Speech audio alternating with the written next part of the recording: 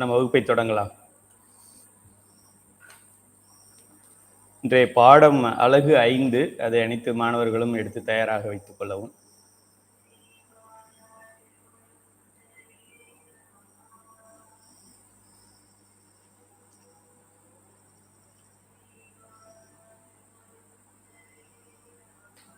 திருச்சிற்றம்பலம்.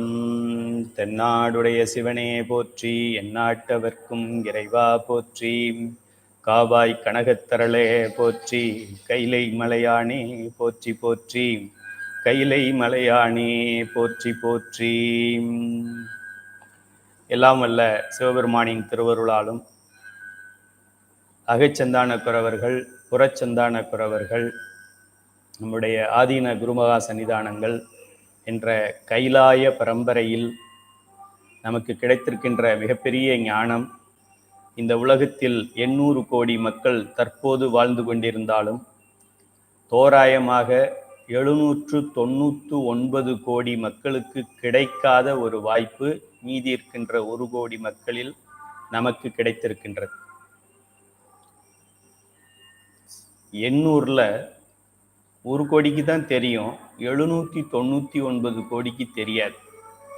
அப்போ இந்த 1 கோடிங்கிறவங்க ஆர்டினரி ஜனதாவா இல்லை வெரி விவிஐபியா நீங்களே பார்த்து கொள்ளலாம்.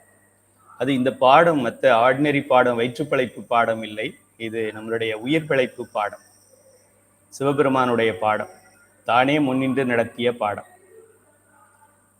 தானே முன்னின்று ஒருவர் செய்கின்றார் என்றால் அதில் ஏதோ முக்கியத்துவம் இருக்கிறது என்ற அர்த்தம். சிவபெருமான் முன்னின்று நடத்தியது இந்த உயிர்களுக்கு இந்த பதி பசு பாச முப்பொருள் உண்மை. அந்த முப்பொருள் உண்மையை நாம் கற்கின்றோம், கற்கின்ற அளவுக்கு நாம் இருக்கின்றோம் என்றாலே இதைவிட வாழ்க்கையில் நமக்கு வேறு எதுவும் தேவையில்லை. இதைவிட சிவபெருமான் நமக்கு வேறு எந்த ஒரு பரிசையோ எந்த ஒரு நலனையோ கொடுக்க முடியாது. அரிது அரிது மானிடராய் பிறத்தல் அரிது. அப்படிப்பட்ட அரிய பிறவியை நாம் பெற்றிருக்கின்றோம். அதனினும் அரிது திருநீர் அணிதல், அதனினும் அரிது உருத்திராக்கம் அணிதல், அதனினும் அரிது 5 எழுத்து மந்திரம், அதனினும் அரிது பஞ்சபுராணம், அதனினும் அரிது முப்பொருள் உண்மை. முப்பொருள் உண்மையை ஒரு உயிர் படிக்கின்றது என்றால் இறைவனுக்கு மிக அருகிலே வந்துவிட்டது என்று அர்த்தம். பல கோடி பிறவிகளிலே பல கோடி முயற்சிகளை எடுத்து அந்த முயற்சிகளெல்லாம் வெற்றி அடைந்து நன்மைகளை செய்த உயிர்கள் மட்டும்தான் இந்த பாடத்தை படிக்க முடியும். இது தவிர உலகத்தில் எத்தனையோ புத்தகங்கள் இருக்கின்றது படிக்கிறதுக்கு. இதை படிக்க வேண்டும் என்றால் இந்த உயர்ந்த நிலை ஆன்மாக்கள் மட்டும்தான் படிக்க முடியும். நம்முடைய சைவ சமயத்திலே எல்லாத்துக்கும் ஒரே கோடு கிடையாது. உயிர்களின் பக்குவம் குறித்து கொள்ளவும், உயிர்களின் பக்குவம் அறிந்து, இதுதான் நம்ம சமயத்தினுடைய ஒரு மிகப்பெரிய ஒரு கோட்பாட்டில் இருக்கக்கூடிய ஒரு நல்ல விஷயம்.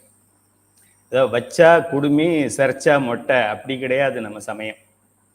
சமயம் சின்ன குழந்தைங்க இருக்கும், பிரைமரி ஸ்கூல் நடத்தணும், அப்புறம் கொஞ்சம் வளர்ந்த குழந்தைங்க இருக்கும், அதுக்கு மிடில் ஸ்கூல் நடத்தணும், ஹை ஸ்கூல் இருக்குது, ஹையர் செகண்டரி ஸ்கூலுக்கு யூஜி இருக்குது, பிஜி இருக்குது, மாஸ்டர்ஸ் இருக்குது, முனைவர் இருக்குன்னு உயிர்களின் பக்குவத்திற்கு ஏற்றாற்போல் அந்தந்த உயிர்களுக்கு அந்தந்த நிலையிலே அறிவை வழங்கி கொண்டிருக்கின்றார்கள் குருநாதர்கள். அதை ஒரு தோராயமாக பிரித்தால் 4 வகையாக பிரிக்கலாம். அடிநிலையை நாம் சரியை என்று சொல்லுகின்றோம், முதல் நிலை மாணவர்கள். அடுத்ததாக கிரியை என்று சொல்லக்கூடியது, அதுக்கு அடுத்ததாக யோக நிலை, அதுக்கு அடுத்தது ஞான நிலை. ஞான நிலையிலே இருக்கின்ற மாணவர்கள் அவர்கள் அறிவு சார்ந்த மாணவர்கள். அதுக்கு அடுத்த ப்ரமோஷன் வந்தது அப்படின்னா அதுக்கு அடுத்தது சிவபெருமானுடைய திருவடிதான். அந்த அளவுக்கு அவர்கள் முப்பிறவிகளிலே சரியை. இப்போ சரியை கிரியை பண்ணுறவங்களாம் முட்டாள்கள்னு கிடையாது. இந்த பாடத்தை படிக்கின்ற மாணவர்கள் பல கோடி பிறவிகளிலே சரியை கிரியை யோகம் எல்லாம் செய்து அதிலெல்லாம் முதிர்ச்சி பெற்றதுனால் இந்த நிலைக்கு வந்திருக்கின்றோம் என்று அர்த்தம். அப்போ நம்ம யாரு அப்படிங்கிறத நீங்களே தெரிஞ்சுக்கலாம். சாதாரண ஆள் கிடையாது. அது அமர்ந்து கேட்கக்கூடிய இந்த பாடத்திற்கு நாம் வந்து விட்டோம். 4 பெருமக்கள் நீங்க பார்த்துருப்பீங்க. எல்லோரும் நின்றுக்கிட்டே இருக்கிறாங்க, எல்லோரும் நின்றுக்கிட்டே இருப்பாங்க. பார்டர் செக்யூரிட்டி ஃபோர்ஸில் பார்டரில் இருக்கிறவங்க அந்த கன்னில் இருக்கிற லீவரில் விரல் மாட்டி வச்சுருப்பாங்க. ஏன்னா ஒரு எதிரியை பார்த்துட்டு அந்த அந்த ஃபிங்கர் அது உள்ளே போகிற அளவு கூட லேட் பண்ண முடியாது. அதனால ஃபிங்கர் உள்ளேயே இருக்கும், லீவருக்குள்ளேயே. அதுபோல் இவர்கள் எனி டைம் 3, 2, 1 ஸ்டார்ட் அப்படின்னா பிஎஸ்எல்வி ராக்கெட் மாதிரி அடுத்தடுத்த தளங்களுக்கு சென்று தேடுமின், தேடி திருமின், பாடுமின் என்று திருமூலர் சொன்னது போல எல்லாரும் நின்ற நிலையிலே இருக்கின்றார்கள். தேடி தேடி தேடி தேடி தேடி பார்த்த உயிர், அங்கே இருக்கின்றவர் இங்கேயும் இருக்கிறதா சொல்றாங்க, ஆமா இங்கேயும் இருக்கிறாரு என்று நிலை உயரும் பொழுது ஆச்சாரிய பாடங்களை கேட்க வருகின்றது. அனைவரும் உட்கார்ந்துருக்கிறாங்க. சின்ன குழந்தையா இருந்தாலும் சரி, பெரியவங்களா இருந்தாலும் சரி, அமர்ந்து சொல்கிறார்கள். இதுல ஒருத்தர் மட்டும் கூட நிக்கல, எல்லாரும் உட்கார்ந்துருக்காங்க. இதுல ஒருத்தர் மட்டும் உட்காரல, எல்லாருமே நின்றுகிட்டு இருக்கிறாங்க. ஆக நாம் அமர்ந்திருக்கின்றவர்களுடைய பாடத்தை படிக்கிறோம் அப்படின்னா நம்ம எவ்வளவு பெரிய ஆள் அப்படின்னு பாருங்க. இவர்களுக்கு பெயர் சந்தானக்குறவர்கள் என்று பெயர். சந்தானக்குறவர்கள், அவர்களுடைய பாடத்தை நாம் இன்று படிக்கப் போகின்றோம். இந்த உலகத்திலேயே எளிமையான பாடம் ஏதாவது ஒன்று இருக்கா அப்படின்னு ஒரு குவிஸ் ப்ரோக்ராம்ல கேட்டாக்க, கவுன் பனேகா குரோர்பதியில் கேட்டாலும், இல்லை நீங்கள் ஃப்ரெண்ட்ஸ் பேசிக்கிட்டு இருக்கும்போது கேட்டாலும், இன்டர்வியூவில் கேட்டாலும், ஒரே ஒரு பாடம் தான் எளிமையான பாடம் இருக்கிறது. அது சைவ சித்தாந்தம். அதை விட எளிமையான பாடம் இந்த உலகத்தில் எங்கேயுமே கிடையாது. நர்சரி ஸ்கூலில் கூட கிடையாது. நர்சரி ஸ்கூலில் கூட A for apple, B for boy, C for cat 26 lessons படிக்கணும். இங்கே 3 லெசன் தான் இருக்கு. C for Sivam, M for மலம், A ஃபார் உயிர். இதை தவிர எந்த குருநாதர், எந்த பேராசிரியர் வகுப்பு எடுத்தாலும் இதை தவிர வேற எதையும் எடுக்க முடியாது. இவ்வளவுதான் சிலபஸ். 3 எழுத்து என்னன்னு தெரிஞ்சுக்கிட்டாக்க இந்த சைவ சமயத்தை நாம் தெரிந்து கொண்டோம். சைவ சமயம்தான் சமயம். நிறைய டூப்ளிகேட் வந்திருக்கிறதுனால ஒரிஜினல் கம்பெனிக்காரவங்க ஒரு லேபிள் ஒட்டுவாங்க. அது ஏன் அப்படின்னா இந்த டூப்ளிகேட்ஸ் நிறைய இருக்கிறதுனால ஒரிஜினலுக்கு பாதிப்பு வந்திருக்கு. ஆக சமயம் என்றால் அது சைவ சமயம். நிறைய டூப்ளிகேட் சமயமெல்லாம் வந்துட்டதுனால தனித்தன்மையை காட்ட வேண்டும் என்பதற்காக இது சைவ சமயம் என்று சொல்கின்றோம். இல்லைன்னா இதுதான் சமயம். ஜெராக்ஸ்ன்னு கேள்விப்பட்டிருப்பீங்க. ஒரு ஜெராக்ஸ் எடுத்துட்டு வாங்க அப்படின்னு சொல்லுவாங்க. ஜெராக்ஸ் என்றால் காப்பி எடுக்கிறதுக்கு பேர் ஜெராக்ஸ் இல்லை. ஜெராக்ஸ் என்ற ஒரு கம்பெனிக்காரவங்க முதல்ல காப்பியர் மெஷினை கண்டுபிடிச்சு அவங்க தான் வெளியிட்டாங்க. அதனால வழக்கத்துல ஜெராக்ஸ் எடுத்துக்கிட்டு வா அப்படின்னா காப்பி எடுத்துக்கிட்டு வான்னு அர்த்தம். அதை நீங்க கேனான் மிஷின்ல போய் காப்பி எடுத்தாலும் அதுக்கு பேர் ஜெராக்ஸ்ன்னு தான் சொல்றோம். வேற ஏதாவது HP மிஷின்ல ஜெராக்ஸ் எடுத்தாலும் அதை ஜெராக்ஸ்ன்னு தான் சொல்றோம். ஒரிஜினலா ஃபர்ஸ்ட் ஜெராக்ஸ் தான் ஜெராக்ஸ் மிஷின் கண்டுபிடிச்சாங்க. அதனால ஜெராக்ஸ்னாலே அதுன்னு ஆயிடுது. ஆக கல் தோன்றா காலத்து, மண் தோன்றா காலத்து, புவனம் தோன்றா காலத்து, சூரியன் தோன்றா காலத்து இருந்தது இந்த சமயம், சைவ சமயம். ஆக இதான் சமயம்னு சொல்லணும். மற்றதெல்லாம் புத்த சமயம், இது என்ன பௌத்த சமயம், ஆரிய சமயம், எதை வேணாலும் நம்ம சொல்லிக்கலாம். நம்மது மட்டும் சமயம் என்று சொன்னாலே போரும். நிறைய டூப்ளிகேட்ஸ் இருக்கிறதுனால ஒரிஜினலை காட்ட வேண்டும்ங்கிறதுனால நம்ம சைவ சமயம் என்று சொல்கின்றோம். அந்த சமயத்தின் அடிப்படை கோட்பாடுகள் பள்ளிக்கூட பிள்ளைகள் கூட தெரிந்து கொள்ளக்கூடிய கோட்பாடுகள் மிகவும் மிகவும் மிகவும் எளிமையானது. கை நாட்டு என்று சொல்லக்கூடியவர்கள் கூட சைவ சித்தாந்தத்தை தெளிவாக புரிந்து கொள்ளலாம். மற்ற மதங்களில் இருக்கிறதெல்லாம் புரிஞ்சுக்கிறது ரொம்ப கஷ்டம். அப்படிப்பட்ட இந்த பாடத்திலே இருக்கின்றது 3 அதை நாம் முதலில் சிந்திக்கின்றோம். அதில் சிவம் என்கின்ற சிவத்தை பற்றி நாம் சிந்தித்து விட்டோம். போன பாடத்துல நம்ம பார்த்தோம், சிவபெருமான் என்கின்றவர் அவர் யார், எப்படி, என்ன அப்படிங்கிறது அவருடைய சொரூப நிலை குறித்து கொள்ளவும், சொரூப நிலை அவருடைய ஒரிஜினல் ஸ்டேட், பொட்டென்ஷியல் எனர்ஜி, அந்த எனர்ஜி லெவல்ல அவர் இருக்கும்போது பொட்டென்ஷியல் எனர்ஜிக்கு என்ன பொட்டென்ஷியல்னு யாருக்கும் தெரியாது, சயின்டிஸ்டுக்கே தெரியாது, பிசிக்ஸ் மாஸ்டருக்கும் தெரியாது. அதோட மாஸ் என்னவோ அதுல பெருக்க சொல்லுவார். Mass into gravity, mg² or mg something formula இருக்கு, அவ்வளவுதான். மாசையும் கிராவிட்டியும் பெருக்கணும், அவ்வளவுதான். அதுக்கு மேல ஒன்றும் சொல்ல முடியாது அதுல. ஆக இந்த சிவபெருமான் தன்னுடைய சொரூப நிலையில் அவன் சொல்லற்கு அறியவன், அவன் நாக்கற்கு அறியவன், அவன் மூக்கற்கு அறியவன், அவன் காதற்கு அறியவன், அவன் தொடுதற்கு அறியவன், அவன் சிந்திப்பதற்கும் அறியவன், அப்பாற்பட்டவன். ஆகையால் நமக்கு கொடுக்கப்பட்டிருக்கின்ற இந்த 5 கருவிகளை கொண்டு நாம் சிவபெருமானை கற்பனை செய்து கூட பார்க்க முடியாது.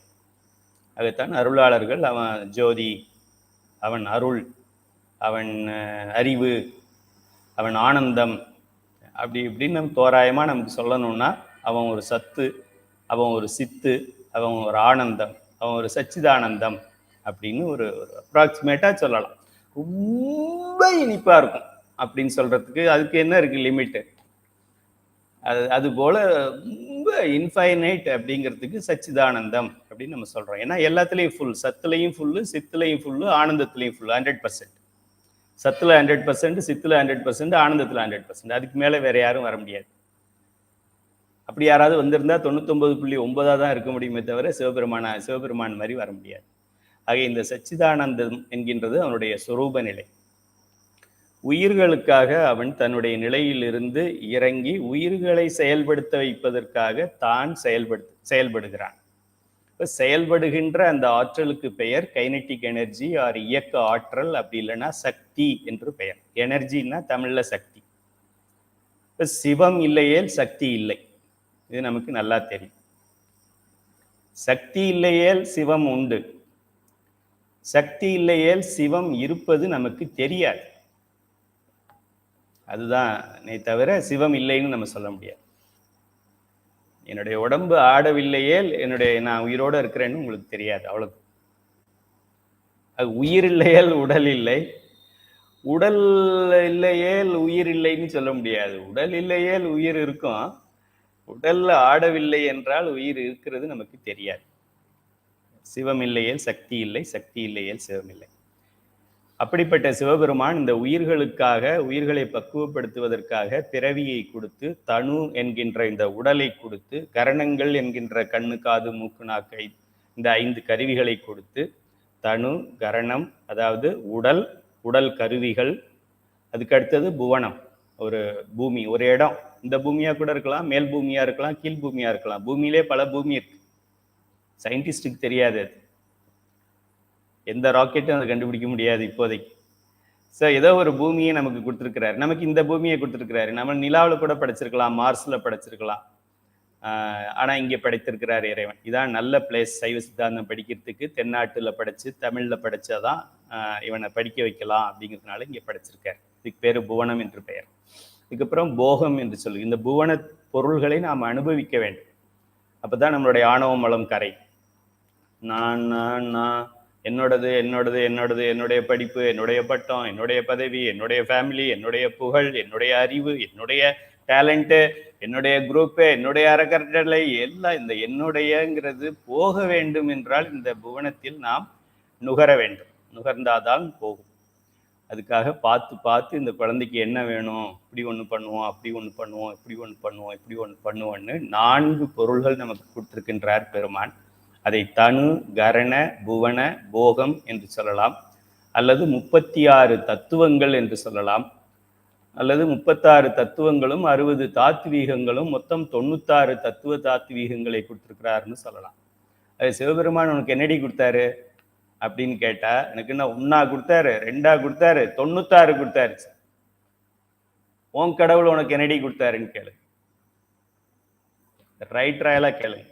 நம்ம தலைவன் மாதிரி அள்ளி கொடுக்குற கடவுள் இந்த உலகத்துல யாருமே கிடையாது. கடவுளே ஒருத்தர் தான்.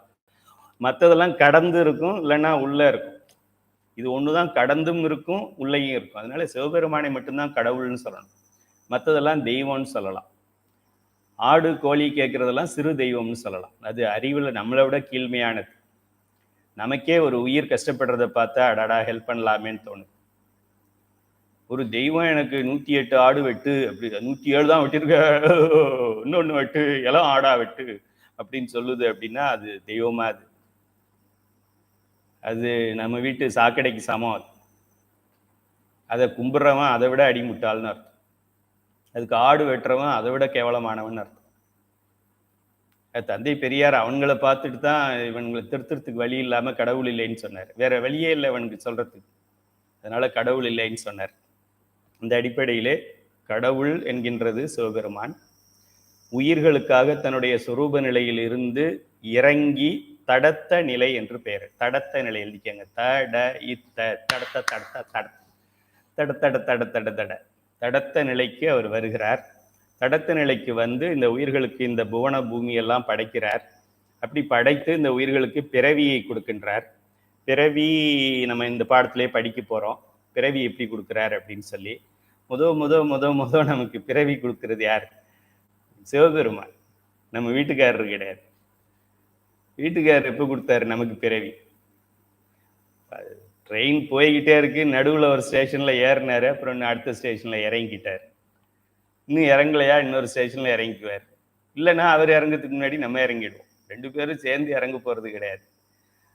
ஆக இதெல்லாம் நடுவில் train Kanyakumari to Chennai express ட்ரெயினில் அந்தந்த ஸ்டேஷனில் சில பேர் ஏறுவாங்க, ஜங்ஷனில் சில பேர் ஏறுவாங்க. அது நிரந்தரம்னு நம்ம நினச்சிடக்கூடாது. முதலில் இந்த உயிர் மேல் கருணை கொண்டவன் சிவபெருமான். கருணை கொண்டதோடு மட்டும் விட்டு விடாமல் இந்த உயிரை திருத்த வேண்டும் என்று பிறவியை கொடுக்கின்றார் சிவபெருமான். ஆக உயிராக இருந்தது இப்போ உயிரோட உடலும் சேர்க்கப்பட்டு பிறவிக்கு வருகிறது. பிறவியில் 6 அறிவு பிறவிகள் இருக்கு, நம்ம படிச்சிருக்கோம். 7 வகையான பிறவிகள். ஓரறிவு, ஈரறிவு, மூவறிவு அப்படின்னு நம்ம வகைப்படுத்தலாம். அப்படி இல்லை அப்படின்னா தாவரங்கள், விலங்குகள், ஊர்வன, பரப்பன, கடலில் வாழ்வன, நிலத்தில் வாழ்வன அப்படி கூட பிரிக்கலாம். 4 வகை பிறப்பு, 7 வகை தோற்றம், 84 லட்சம் யோனி பேதங்கள் என்று பிறவியை இந்த பாடத்திலே கொடுக்க போகிறார் சிவபெருமான். இதுதான் நமக்கு முதல் உறவு. இது அனாதி உறவு. அன்றும் இருந்தது, இன்றும் இருக்கு, என்றும் இருக்கும். இது போல உங்களுக்கு பிடிச்சவங்க பேரெல்லாம் எழுதுங்க. யாரெல்லாம் உங்களுக்கு ரொம்ப பிடிக்குமோ அப்படியே எழுதிக்கிட்டே வாங்க. ரொம்ப க்ளோசஸ்ட் யாரு? நம்ம பிள்ளைங்களா இருக்கலாம், இரத்த சொந்தம், கணவனா இருக்கலாம், மனைவியா இருக்கலாம், குழந்தைங்களா இருக்கலாம், பேர குழந்தைங்களா இருக்கலாம், நம்மளுடைய அப்பா அம்மாவா இருக்கலாம். அப்புறமா அப்படி ஒரு லைன் நெக்ஸ்ட் போங்க, சித்தப்பா சித்தி அப்படி இருக்கலாம், அப்புறம் மாமா மாமியா இருக்கலாம், அத்தை அப்படி இருக்கலாம், கசின் சிஸ்டர்ஸ் அப்படி இருக்கலாம். அப்படியே எல்லாரும் லிஸ்ட்டையும் ஒரு 50 பேர் எழுதுங்க. அர்ச்சனைக்கு ஐயரை படிக்க சொல்லி எழுதி கொடுத்துட்றோம்ல, ஒரு தேங்காயை உடைச்சிட்டு 60 பேருக்கு அது நட்சத்திரம் சொல்கிறோம். அது அவர் வாயால் சொன்னதானா? நம்மளே படிச்சுட்டு போகக்கூடாதா? திருமுறைகளை படித்தா எல்லாமே புண்ணியம் நமக்கு வந்துட போகுது. ஐயர் கையில் கொடுத்தா அவன் அறகுறையா பாதியாக மாற்றி சொல்கிறதுல என்ன இருக்கு? இதெல்லாம் தான் பெரியார் மூட நம்பிக்கைன்னு சொன்னார். இதை சொல்லி புரியலைங்கிறதுனால கடவுளே இல்லைன்னு சொல்லிட்டார் அவர், வேற வழி இல்லாததுனால. ஆக அப்படிப்பட்ட இந்த பிறவியை சிவபெருமான் கொடுக்கின்றார். யாரையாவது நம்ம நம்பலாம் என்றால் சிவபெருமானை மட்டும்தான் நம்ப வேண்டும். மற்றதெல்லாம் டெம்பரவரி, வரும் போகும். சினிமா தியேட்டரில் இருக்கிற சீட்டு யாரை நம்பலாம் அப்படின்னா, எத்தனையோ பேருக்கா. மார்னிங் ஷோக்கு ஒரு குரூப் வந்துச்சு, போயிடுச்சு. மேட்னி ஷோவுக்கு ஒன்று வந்துச்சு, போச்சு. ஃபர்ஸ்ட் ஷோவுக்கு வருது, செகண்ட் ஷோவுக்கு வருது. தீபாவளினா 7 ஷோவுக்கு 7 செட்டு வருது, போகுது, விசில் அடிக்குது, ஆடுது, பாடுது, போய்கிட்டே இருக்கு. பர்மனெண்ட் எது? அதுபோல் நம்ம வாழ்க்கையில் நம்மளுடைய ஆனந்தம், நம்மளுடைய துன்பம், இன்பம், உறவுகள் எல்லாம் அப்பப்போ வருது, அப்பப்போ போகுது. சிலது கொஞ்ச நேரம் உட்கார்ந்து வந்துட்டு போகுது, சிலது அப்படியே மூமெண்ட்லேயே போயிடுது. நிலையானது ஒன்று அப்படின்னு இருக்குதா? எஸ், சிவபெருமான், அவனுடைய கருணை. இதுதான் இந்த பாடத்துடைய ஆரம்பம். இது நமக்கு தெரிஞ்சிருச்சுன்னா மற்றபடி ஒன்றும் கவலைப்பட வேண்டாம். நேற்று ஒரு அம்மையார் என்னை கேட்டாங்க, நடராஜர் சிலை இவ்வளோ உயரமாக இருக்குது, வீட்டில் வைக்கலாமான்னு கேட்டாங்க. ஏன் வைக்கக்கூடாது? அதை தான் வைக்கணும். மற்ற எல்லா ஃபோட்டோவும் தூக்கி நல்லா கட்டி கொண்டு குளத்துல போட்டு வந்துருங்கன்னு சொல்லிட்டு, இது ஒன்று மட்டும் வைங்க வீட்டில். ஏன்னா ஆடுறதுக்கு இடம் வேணும்ல. சாமி ரூம்குள்ளே ஏகப்பட்ட 56 ஃபோட்டோ மாட்டி நடுவில் நடராஜரை வச்சா அவர் எப்படி ஆடுறது? கால் இடிச்சிடாது. அதனால மற்றதெல்லாம் கலட்டி நானே கட்டி தர்றேன், குளத்துல போட்டு வந்துருங்கன்னு சொல்லிட்டேன். அப்படிப்பட்ட உயிரை பற்றி நாம் இந்த பாடத்தில் நாம் படிக்க போகின்றோம். இந்த உலகத்திலேயே ஒரு அறிவு படைத்த, 6 அறிவு படைத்த மனிதன் முதலில் தெரிந்து கொள்ள வேண்டிய பாடம் இதுதான். உங்க அப்பா பேரு அம்மா பேரு என்னன்னு தெரிகிறது கூட செகண்ட். ஃபர்ஸ்ட் நான் யார்? நான் யார்? நான்கிறது எது? என்னுடைய உயிர். நான் என்றால் உயிர்னு அர்த்தம். இந்த உயிர் யார்? அதோட இயல்புகள் என்ன? அதோட குணங்கள் என்ன? அது ஏன் இப்படி இருக்கு? அது எவ்வளவு நாளைக்கு இருக்கு? எங்க இருக்கு? எப்படி போகும்? அதை தெரிஞ்சுக்காம அந்த கட்சிக்காரன் எப்படி இருக்கிறான், இந்த கிரிக்கெட்டுக்காரன் எத்தனை நாள் இருப்பான், இவன் என்ன பண்ணுவான், அவன் என்ன பண்ணுவான், எவன் என்ன பண்ணா உனக்கு என்ன? உன் உயிரை பத்தி உனக்கு தெரியாது. அடுத்தவனை பத்தி பேசுறதுக்கு உனக்கு அருகதையே கிடையாது. ஆக நம்மளுடைய உயிரை பற்றி நாம் சிந்திக்க போகின்றோம். உங்க வாழ்க்கையில் இது ஒரு பொன்னாள், குறித்து கொள்ளவும். 19/8/2024. திருவண்ணாமலை கடந்த 3 நாட்களாக நான் தூங்கவில்லை. திருவண்ணாமலையிலேருந்து இப்போ தான் வந்தேன். லீவ் விடலாமான்னு டைப் பண்ண போனேன். அப்புறம் டெலீட் பண்ணிட்டேன். அப்படியே ஃப்ரெஷ்ஷாக வந்து அண்ணாமலையிலேருந்து இறங்கி உங்களுக்கு வகுப்பு நடத்தி கொண்டிருக்கின்றோம். ஏன்னா இது முக்கியமான பாடம். வகுப்பை தள்ளி போட மனம் இல்லை. அழகு 5 பார்ப்போம். சைவ சித்தாந்த சுடர் பயிற்சி வகுப்பு பாட வரிசையில் 5வது அழகாக நமச்சிவாய என்கின்ற வார்த்தையில் உள்ள ய என்கின்ற எழுத்து குறிக்கும் உயிர்களின் இயல்புகளை பற்றி சிந்திக்கின்றோம். நமச்சிவாய அப்படிங்கிற ய என்பது உயிர்களை குறிக்கும். அந்த உயிரை பற்றி நாம் படிக்க போறோம். இதை பற்றி நம்ம படிக்கணுங்கிற அறிவே இல்லாம 55 வருஷம் போயிடுச்சு. நான் எதெல்லாம் படிச்சிருக்கேன்னு உங்களுக்கு தெரியுமா? கண்ணாபின்னான்னு படிச்சிருக்கேன். மெக்கானிக்கல் இன்ஜினியரிங் படிச்சிருக்கேன், மேனேஜ்மெண்ட் சயின்ஸ் ஐஏஎம்ல படிச்சிருக்கிறேன், பிட்ஸு பிளானில படிச்சிருக்கிறேன், அங்கே படிச்சிருக்கேன், முனைவர் படிச்சிருக்கிறேன், ஆராய்ச்சி பண்ணியிருக்கிறேன். ஆனால் என்னுடைய உயிரை பற்றி படிக்கவே இல்லை, மற்றதெல்லாம் படிச்சிருக்கிறேன். ஆக இன்று உயிரை பற்றி படிக்கக்கூடிய ஒரு வாய்ப்பை சிவபெருமான் நமக்கு குருநாதர் மூலம் அருளுகிறார். இன்றைய நாள் தான் எனக்கு பர்த்டேன்னு சொல்லலாம்.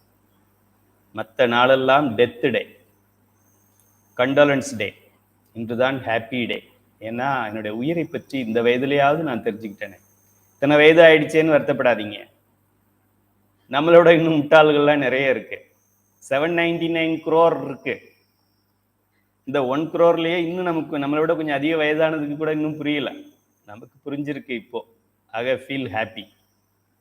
இப்போ உயிரை பற்றி சில குணாதிசயங்கள் இது நானா தொகுத்திருக்கிறேன். சிவபெருமான் என் குணத்தான்ங்கிறதுனால உயிரும் உனக்கும் எந்த வகையிலையும் குறைவு இல்லை அப்படின்னு சொல்லி சென்றது அழகிலே நான் இதுக்கும் ஒரு 8 குணத்தையும் நான் குறித்திருந்தேன். அப்புறம் புதிதாக ஒரு குணம் பேட்ச் 4ல் ஆட் பண்ணியிருக்கிறேன். சரி, முதல்ல இந்த உயிரை பற்றி நாம் தெரிந்து கொள்ள வேண்டும்.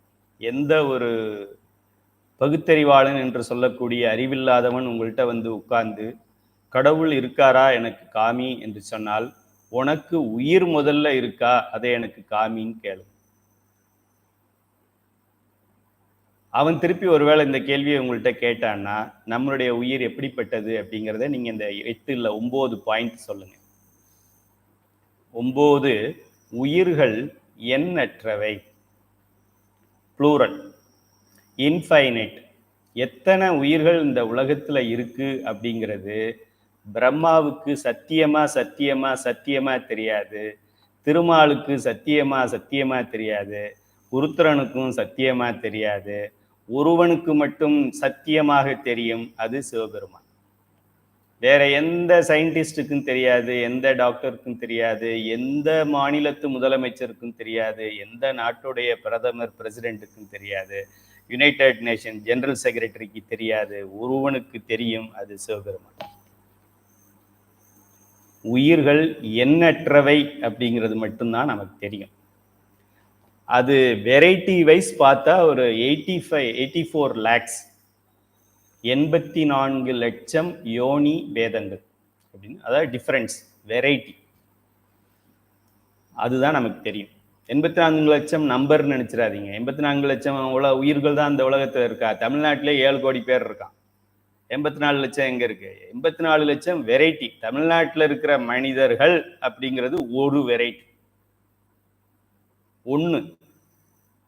இது போல 10 லட்சம் வகையான மனிதர்கள் இருக்கிறாங்க. எங்க இருக்கிறாங்க? ISRO கேளுங்க, அவங்களுக்கே தெரியாது, நாசாவுக்கும் தெரியாது, சைவ சித்தாந்த மாணவனுக்கு தெரியும். உயிர்கள் எண்ணற்றவை. டார்வினுக்கு இந்த பாடத்தை நீங்க எடுக்கணும். டார்வினோட கொள்கையை பற்றி, பரிணாம கொள்கையை யாராவது பாடம் நடத்தினாங்கன்னா உங்க ஆசிரியருக்கே எடுங்க. நீங்க ஆசிரியராக இருந்தாக்க சோதிச்சு பாருங்க, டார்வினோட பரிணாம கொள்கையை சோதிச்சு பாருங்க. உயிர்கள் எண்ணற்றவை. டார்வின் பாடத்துல உயிருங்கிற வார்த்தையே கிடையாது. இறைவனை போல உயிர்களும் அனாதியானது. முப்பொருள் உண்மை. ஒன்று இறைவன், அது சிங்குலர்.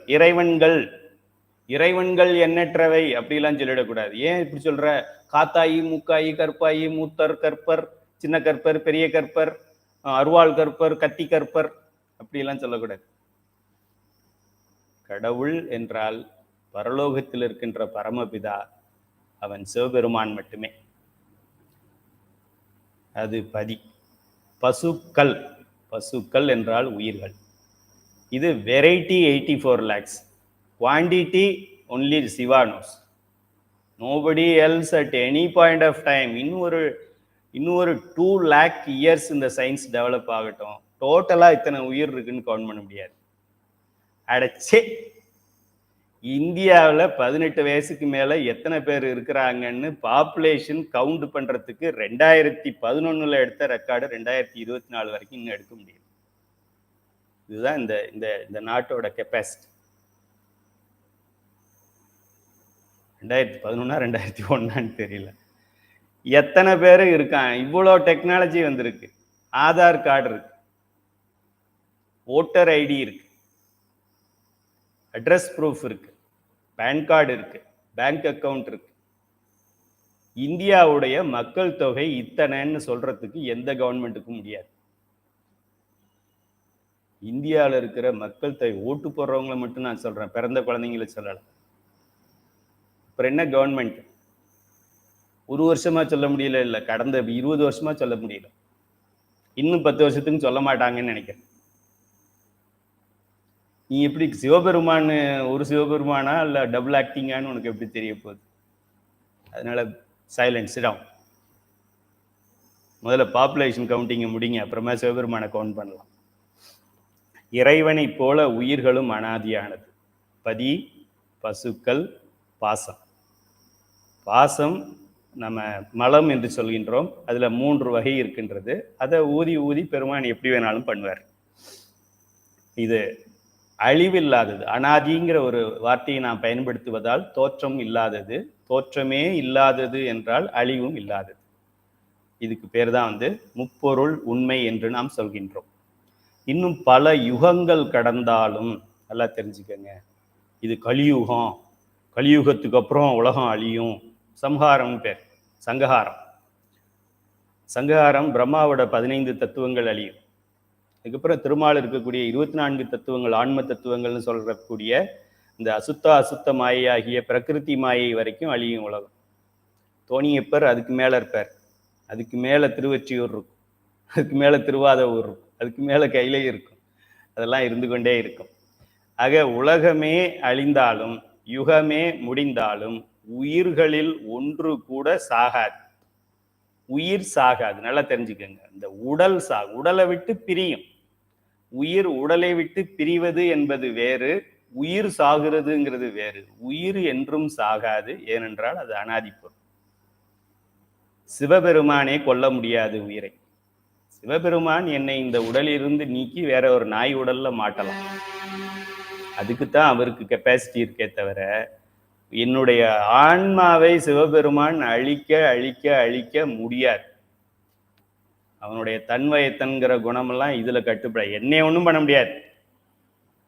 என்னைய மாத்தி மாத்தி போடலாம், தோசையை திருப்பி திருப்பி போடுற மாதிரி போடலாமே தவிர என்னைய அழிக்க முடியாது. சிவபெருமானாலையும் அழிக்க முடியாது. அவ்வளோ ஒரு ஸ்ட்ராங்கான ஆள் நம்ம. சரி, ஏன் முப்பொருள் உண்மையில அப்படி இருக்கு.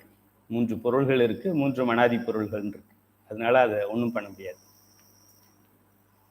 உயிர்கள் தன் வினைக்கு ஏற்ப, அதாவது பாவ புண்ணியங்கள், வினை வினை வினை அப்படின்னு நம்ம சொல்றது என்ன அப்படின்னா, இரு வினைன்னு சொல்லுவோம். வினை 2 வகைப்படும், நல்வினை, தீவினை. நல்வினை அப்படிங்கிறத நம்ம வேற மாதிரி எப்படி சொல்லலாம்? புண்ணியம் அப்படின்னு சொல்லலாம். தீவினை அப்படிங்கிறத பாவம் அப்படின்னு சொல்லலாம். இப்போ நல்வினை, புண்ணியம். புண்ணியம் நமக்கு என்ன தரும்? இன்பம் தரும். இது 3 ஒரே லைன். நல்வினை, புண்ணியம், இன்பம். தீவினை, பாவம், துன்பம். அப்படி எழுதிக்க. இப்போ நல்வினை, தீவினை, புண்ணியம், பாவம், இன்பம், துன்பம். ஆக நாம் செய்வது வினை. இப்போ நான் உங்களுக்கு வகுப்பு எடுப்பது வினை. நான் பேசுறேன், கை ஆட்டுறேன், அப்படி சொல்றேன், இது வினை தான் நான் பண்றேன், புண்ணியம் பண்ணல. வினை நான் செய்கின்றேன். வினையின் வெளிப்பாடு, இதோட ரிசல்ட் என்னவா இருக்கு அப்படின்னா, ஒன்று புண்ணியமா இருக்கும், இல்லைன்னா பாவமாக இருக்கும்.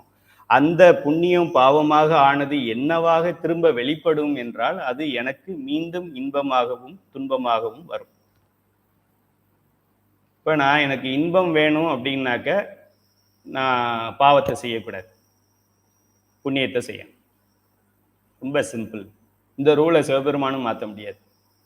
இன்பம் செஞ்சவங்க எல்லாருக்கும் துன்பத்தை கொடுப்பா, சாரி, பாவம் செஞ்சவங்க எல்லாருக்கும் இன்பத்தை கொடு, புண்ணியம் செஞ்ச எல்லாருக்கும் துன்பத்தை கொடு, அதெல்லாம் அவர் ஒன்றும் அந்த வேலையே ஆகாது. ஏன்? வினை கொள்கை அப்படி இருக்கு. வினை கொள்கை என்ன? அது என்ன? நம்மளுடைய வித்யா தத்துவங்கள்ல காலம் நியதி தத்துவம். நியதி என்கின்ற ஒன்று இருக்கும்போது அதை முதல்ல ஃபாலோ பண்றவன் நம் தலைவனாகிய சிவபெருமானாத்தான் இருப்பான். அதிகாரம் இருக்குன்னு சொல்லி அதிகார துஷ்பிரயோகம் பண்றக்கூடிய ஆள் அவன் கிடையாது. மக்களுக்கு ஒரு சட்டம், முதலமைச்சருக்கு ஒரு சட்டம் எல்லாம் செல்லாது. எது சட்டமோ அதை முதல்ல ஃபாலோ பண்றது சிவபெருமான் தான். அவன் நடந்துக்கிறத வச்சுதான் இந்த சட்டம் அப்படி பண்ணணும் போல் இருக்குன்னு நம்ம எல்லாம் கத்துக்கிறோம். ஆக சிவபெருமான் உயிர்களின் வினைகளுக்கு ஏற்ப, உயிர்களின் பாவ புண்ணியங்களுக்கு ஏற்ப பல வகை பிறப்புகளுக்கு ஆளாகி இன்ப துன்பத்தை அனுபவித்து இறுதியில் இறைவன் திருவடியை அடையும். முதல்ல நம்ம இருந்த நிலைக்கு பெயர் அனாதியில் உயிர் இருந்தது. அனாதியில் உயிர் ஆணவமல பிடிப்பில் மறைப்பில் இருந்தது. ஆணவமல மறைப்பில் இருந்தது, மறைந்தே இருந்தது. ஆக சிவபெருமான் அப்போ அந்த நிலைக்கு பெயர் கேவல நிலை. எழுதிக்கங்க, ரொம்ப கேவலமாக இருந்தது. சிவபெருமான் என்ன பண்றாரு? இந்த ஆணவ மலத்தை ரிமூவ் பண்றாரு. ரிமூவ் பண்ணோன்னா ஆட்டோமேட்டிக்கா பிரைட்னஸ் வெளியில வருது. அதுவா இப்போ பிரைட்னஸ் கூடல, ஏற்கனவே கூடி இருந்தது, கவரை எடுத்ததுனால உள்ள இருந்தது வெளிப்படுகிறது. இதை வெளிப்படுத்தி இறைவன் என்ன செய்கின்றான்? அதையும் ஒரு 4 படிநிலைகள்ல உயர்த்துகின்றான். எழுதிக்கங்க. முதல்ல நம்ம இருந்தது கேவல நிலையின் பெயர். அந்த கேவலத்துல இருந்தப்போ முதலில் நம் மீது கருணை கொண்டு தனு கரண புவன போகம் என்கின்ற இந்த உடல் கருவிகள், உலகம், உலக அனுபவ பொருள்கள், இது 4ஐயும் அவன் கொடுத்து இன்னைக்கு நம்மளை வச்சிருக்கிற நிலைக்கு பெயர் சகல நிலைன்னு பேர். சகலமா வச்சிருக்கிறார். நம்ம அவர் மேல தோல் மேல கை போட்டு பேசலாம், அவருடைய சிலை தூக்கி மடியில வச்சுக்கலாம், தலையில வச்சுக்கலாம், திருமுறைகளை பாடலாம், திருமுறையை தலைக்கு வச்சு தூங்கலாம், சகலமா வச்சிருக்கிறார். இந்த சகல நிலையிலிருந்து நாம் இன்னும் கொஞ்சம் உயர்ந்தோம் என்றால் அதுக்கு பேர் விஞ்ஞான கலர் என்று பெயர், பிரளய கலர் என்று பெயர். பிரளய கலர் அந்த நிலையிலிருந்து இன்னும் நம்ம உயர்ந்தோம் அப்படின்னாக்க விஞ்ஞான கலர் என்று பெயர். இப்படி ஒரு 4 களம் இருக்கு. கேவல களம், சகலம், விஞ்ஞான களம், பிரளய களம் அப்படின்னு சொல்லி 4 நிலைகளில் நாம் வளர்கின்றோம். சரியை, கிரியை, யோகம், ஞானம் சொல்ற மாதிரி இதுல 4 இருக்கு. கடைசியாக இறைவன் திருவடியை அடையும் உயிர்கள். இது சிவபெருமானுடைய சங்கல்பம், இது சிவபெருமானுடைய விருப்பம். ஆக சிவபெருமான் ஒன்று விரும்பி இந்த உலகத்திலே நடக்காத காரியமே இருக்காது. ஆக நீங்களாக இருந்தாலும் நானாக இருந்தாலும் இந்த பதி பசு பாசம் தெரியாத மீதி 799 கோடி மக்களாக இருந்தாலும், மீதி இருக்கின்ற ஜீவராசிகளாக இருந்தாலும், மரமாக இருந்தாலும், செடியாக இருந்தாலும் ஒரு நாள் நிச்சயமாக சிவபெருமானின் சச்சிதானந்தத்தை அடையும். ஏன் அப்படி அழுத்தி சொல்றான்? சிவபெருமானுடைய சங்கல்பம், வேற எவனும் அவனுக்கு அதை ஸ்டாப் பண்ண முடியாது. இப்போ ஏதாவது ஹைகோர்ட்ல ஒரு ஆர்டர் கொடுத்தாங்க அப்படின்னா அதை போய் சுப்ரீம் கோர்ட்ல மாற்றி வாங்கிட்டு வந்துடும். இது சுப்ரீம் கோர்ட் ஜட்ஜ்மெண்ட், அதனால வேற எங்கே போனாலும் செல்லாது. மேல்முறையீடு செய்யலாம். மேல்முறையீடும் பண்ணிட்டு ஒரு நீதிபதிக்கு பதிலாக இப்போ 5 நீதிபதி பார்த்தோம். முதன்மை நீதிபதி சீஃப் ஜஸ்டிஸ் ஆஃப் இந்தியா அவங்க இருந்தார் அந்த பேனல்ல. அவர் முதல் நீதிபதி சொன்னது சரிதான் அப்படின்னு சொல்லிட்டாங்கன்னா அவ்வளோதான், தட் இஸ் த எண்ட். அதுக்கு மேலே ஒன்றும் பண்ண முடியாது. ஆனால் சிவபெருமானுடைய இதில் பெருமான் நமக்கு என்ன பண்ணுறாரு? தத்துவங்களை இறுதியில் அவனுடைய திருவடியை அடைய வேண்டும் என்று அவனே நினைத்து விட்டதால் அது அடைந்தே தீரும். சில உயிர்கள் வேகமாக அடையும், சில உயிர்கள் மெதுவாக அடையும், சில உயிர்கள் ரொம்ப மெதுவாக அடையும், சில உயிர்கள் ரொம்ப ரொம்ப ரொம்ப ரொம்ப மெதுவாக அடையும். விறகு காஞ்சி போன விறகு, ஈர விறகு அப்படின்லாம் நம்ம படிக்கிறோம். அந்த வகையிலே என்றாவது ஒரு நாள் நீங்களும் நானும் இறைவன் திருவடியை அடைவதில் எல்லளவும் சந்தேகம் இல்லை. எப்போ அப்படிங்கிறது தான் சந்தேகம். இப்போ அந்த பாசிபிலிட்டி இருக்கு. Probability of reaching is very good. இந்த பிறவியில் அடுத்த பிறவி என்ன என்று நம்ம 2 பேருக்குமே தெரியாது. போன பிறவி என்னன்னு தெரியாது. இப்போ எக்ஸாமில் பாஸ் பண்ண சான்ஸ் இருக்கா, நமக்கு சீட்டு கிடைக்க சான்ஸ் இருக்கா, வின் பண்ண சான்ஸ் இருக்கா? சான்ஸ் என்கின்ற ப்ராபபிலிட்டியில பார்த்தா 99.9% இந்த பிறவியிலேயே நாம் சிவபெருமானுடைய திருவடி நிலையை அடைவதற்கு வாய்ப்பு இருக்கிறது இருக்கிறது இருக்கிறது. குறித்துக் கொள்ளுங்கள். நேரத்தை வீணாக்கிடாதீங்க. மிகவோர் காலம் இனி இல்லை. இருக்கிறதுன்னு தெரிஞ்சுக்கிறதுக்கே நமக்கு 55 வயசாயிடுச்சு. முன்னாடியே இந்த சைவ சித்தாந்த சுடர் ஆரம்பிச்சிருக்கணும். உயிர்கள் திருவடியை அடைந்தே ஆகும். எப்போ? அதுதான் கொஸ்டின். நான் ஒரு நாள் இந்த நாட்டின் பிரதமராக வருவேன். எப்போ? அதை சொல்லு. அது சரியாது. ஆனா வருவேன் அப்படிங்கிற மாதிரி ஒரு நாள் நாம் திருவடியை அடைந்தே ஆவோம். புத்திசாலி மாணவர்கள் இப்பவே அடையலாம். மக்கு மாணவர்கள் அப்புறமா அடையலாம். மக்கு மாணவர்கள் அப்படியே உட்கார்ந்துருக்கலாம். உயிர்கள் அனாதியிலேயே ஆணவ மலத்தால் அறிவு மறைக்கப்பட்டு அறியாமையில் கிடப்பவை. இதுதான் நம்மளுடைய. உங்க பேக்ரவுண்ட் சொல்லுங்க. ஒரு இன்டர்வியூல போய் உட்கார்ந்த உடனே, hello mister Duraisamy, welcome, sit down, tell about your background அப்படின்பா. டெல் அபவுட் யூ அப்படின்பா. உன்னை பத்தி சொல்லு அப்படின்னு சொல்லுவாங்க. உடனே நம்ம என்ன பண்ணுவோம்? நான் என்னுடைய my native place is Gandarvakottai, I studied in the school, I scored my first rank அப்படின்னு அப்படி சொல்லிட்டு வரும். இனிமே யாராவது உங்களை இன்டர்வியூ பண்ணாங்கன்னா, என்னுடைய பேக்ரவுண்டு, நான் அனாதி உயிர், நான் ஆணவ மலத்தால் மறைக்கப்பட்டு கிடந்தேன். அந்த நிலைக்கு பெயர் கேவல நிலை என்று பெயர். இறைவன் என் மீது கருணை கொண்டான். அந்த கருணையால் எனக்கு உடல் கொடுத்தான், உடல் கருவிகள் கொடுத்தான், இந்த உலகத்தையே படைத்தான். இந்த உலகத்திலே சூரியன் படைத்தான், சந்திரன் படைத்தான், 9 கோள்கள் படைத்தான், கிராவிட்டி படைத்தான், நீர் படைத்தான், குடிநீர் படைத்தான், கடல் நீர் படைத்தான். அத்தனையும் உங்களுக்கும் எனக்காக இறைவன் படைத்தது தானே தவிர அதுகளுக்காக நாம் பிறக்கவில்லை. 9 கோள்களுக்காக நாம் பிறக்கவில்லை. 9 டாகுகளும் நமக்காக பிறந்தது. இன்னும் ஒரு 9 கோள்கள் வேண்டும் என்றாலும் பிறக்க வைப்பான், நம்ம மேலே ஏறுறதுக்கு ரெடியாக இருந்தால். ஆக அப்படி சொல்லுங்க. அப்படி அது மாதிரி இந்த உலகத்தை படைத்தான், உலக அனுபவத்தை படைக்கின்றான்.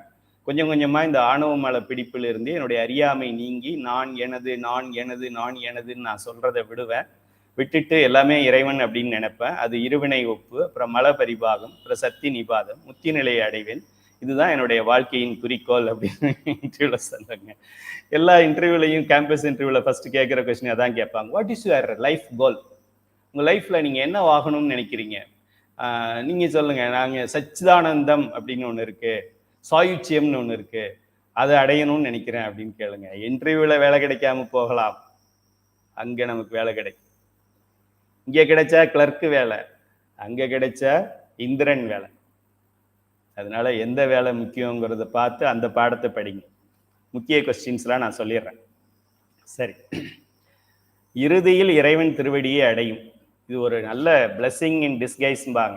இந்த வாழ்க்கை ரொம்ப மோசமான வாழ்க்கைன்னு நினைச்சிடாதீங்க. என்றாவது ஒரு நாள் நமக்கு இறைவன் திருவடி உண்டு. ஏன் உண்டு அப்படின்னா, இது நம்ம ஆசைப்படல, அவன் ஆசைப்பட்டது. அவன் ஆசைப்பட்டது முடியாம போகாது. நம்ம வேணா கொஞ்சம் லேட் பண்ணலாமே தவிர அவனால முடியாம போகாது. அவர் காத்துக்கிட்டு இருப்பாரு, வரும்போது வாடாச்சு. உயிர்கள் அனாதியிலேயே ஆணவ மலத்தால் அறிவு மறைக்கப்பட்டு அறியாமையில் கிடப்பவை. உயிரை பசு என்று குறிப்பிடுவார்கள். பசு என்பது கட்டுப்பட்டு இருப்பது. ஏன் கொசுன்னு சொல்லியிருக்கலாமே உயிரை? பதி, கொசு, பாசம்னு சொன்னாக்க என்ன சொல்லக்கூடாது? பசுங்கிற வார்த்தை தான் சரியான வார்த்தை. ஏன் கொசு, கோக்கோ, ஏதோ ஒரு பேர் வச்சிருக்கலாமே. பசு என்று சொல்லுவது சாதாரணமாக சிங்கம்னு சொல்லியிருக்கலாம், டைகர் சொல்லியிருக்கலாம், குரக்கோடைல்னு சொல்லியிருக்கலாம், டைனோசர்னு சொல்லியிருக்கலாம். பசு என்று சொல்லுகிறார்கள். பசு பொதுவாக சென்னை கார்பரேஷனை விட்டுருங்க, பொதுவாக பசு என்பது கயிறால் கட்டப்பட்டு கிடக்கின்ற ஒரு டொமஸ்டிக் அனிமல். அதுபோல இந்த உயிர்களாகிய நம்முடைய உயிர்களும் ஒரு கயிறால் கட்டப்பட்டு இருக்கின்றது. அதனால ஒரு உதாரணம், என்ன கயிறு? பசுவுக்கு கயிறு அந்த தேங்காய் நார் கயிறு. நமக்கு என்ன கயிறு? ஆணவ மலம் என்கின்ற கயிறால் நம் உயிர் கட்டப்பட்டு கிடந்ததால் நம் உயிருக்கு பசு என்று ஒரு காரண பெயர் வைத்திருக்கிறார்கள். அதனால உயிரை பசு என்பது வீட்டு தொழுவத்தில் பசு கயிறால் கட்டப்பட்டு கிடப்பது போல, பசுவை கயிறால கட்டியிருக்கு. நம்ம உயிராகிய பசு ஆணவ மலத்தால் கட்டப்பட்டு கிடக்கிறது. பசு எவ்வளவு தூரத்துக்கு அந்த ரோப் இருக்குதோ அதுக்குள்ளதான் சுத்தி வரும். அதுதான் அதுக்கு உலகமே. யூரின் போனாலும் அங்கதான், மோஷன் போனாலும் அங்கதான், சாப்பாடு சாப்பிட்றதுனாலும் அங்கதான், குழந்தைக்கு பால் கொடுக்கறதுனால அங்கதான், எல்லாம் அந்த சர்க்கிள்குள்ளே தான் இருக்கு. நம்ம எப்படி ஒரு குண்டுச்சட்டிக்குள்ளே குதிரை ஓட்டிக்கிட்டு சிவபெருமான் இல்லைன்னு நம்ம சொல்றோமே, அது போல நம்ம பசு மாதிரி கட்டுப்பட்டு கிடக்கிறோம். ஆணவ மலத்துக்குள்ள அந்த ஆணவ மலம் எப்படி நம்மளை மறைச்சிருக்குதோ அது மாதிரி அதுக்குள்ளேயே சுத்திக்கிட்டு, சில பேர் கடவுளே இல்லை, கடவுள் இல்லை, கடவுள் இல்லைன்னு வாழ்ந்து வாழ்க்கையே முடிச்சிருவான். சில பேர் இந்த கடவுள் தான் உண்டு, இந்த கடவுள் தான் உண்டு அப்படின்னு ஏதோ ஒரு கடவுள் அதாவது 2 டூப்ளிகேட்ல ஒரு டூப்ளிகேட் உண்மைன்னு சொல்லிக்கிட்டு இருப்பான். நம்மை போன்றவர்கள் தான் ஒரிஜினல் எது, அனாதி எது, பிறப்பற்றவன் எவன், கடவுள் எவன், மற்ற தெய்வங்கள் எல்லாம் ஆள்கின்றவன் எவன், எந்த கையில அருவாள் வச்சிருக்கிற சாமியை நீங்க பார்த்தாலும் உங்க அப்பா யாரான்னு கேளுங்க. உனக்கு எண் குணமா 7 குணமான்னு கேளுங்க. உன்னுடைய பேக்ரவுண்ட் என்னன்னு சொல்லு அப்படின்னு கேளுங்க. சொல்லிட்டான்னாக்க கும்பிடுங்க, அவனே கும்பிடுங்க. சிவபெருமான் படத்தெல்லாம் எடுத்துட்டு அவன் படத்தை வச்சுக்க. ஆக கயிறு இங்க மலம் என்று சொல்லக்கூடிய ஆணவ மலத்தால் கட்டப்பட்டு கிடக்கின்றதால் உயிரை பசு என்று நாம் சொல்கின்றோம். மலங்களிலிருந்து தாமாகவே விடுபட உயிர்களால் முடியாது. கட்டுப்பட்டு கிடக்கின்ற கயிறில் கட்டப்பட்டிருக்கின்ற பசு அந்த கயிறிலிருந்து தானே விடுபட முடியாது.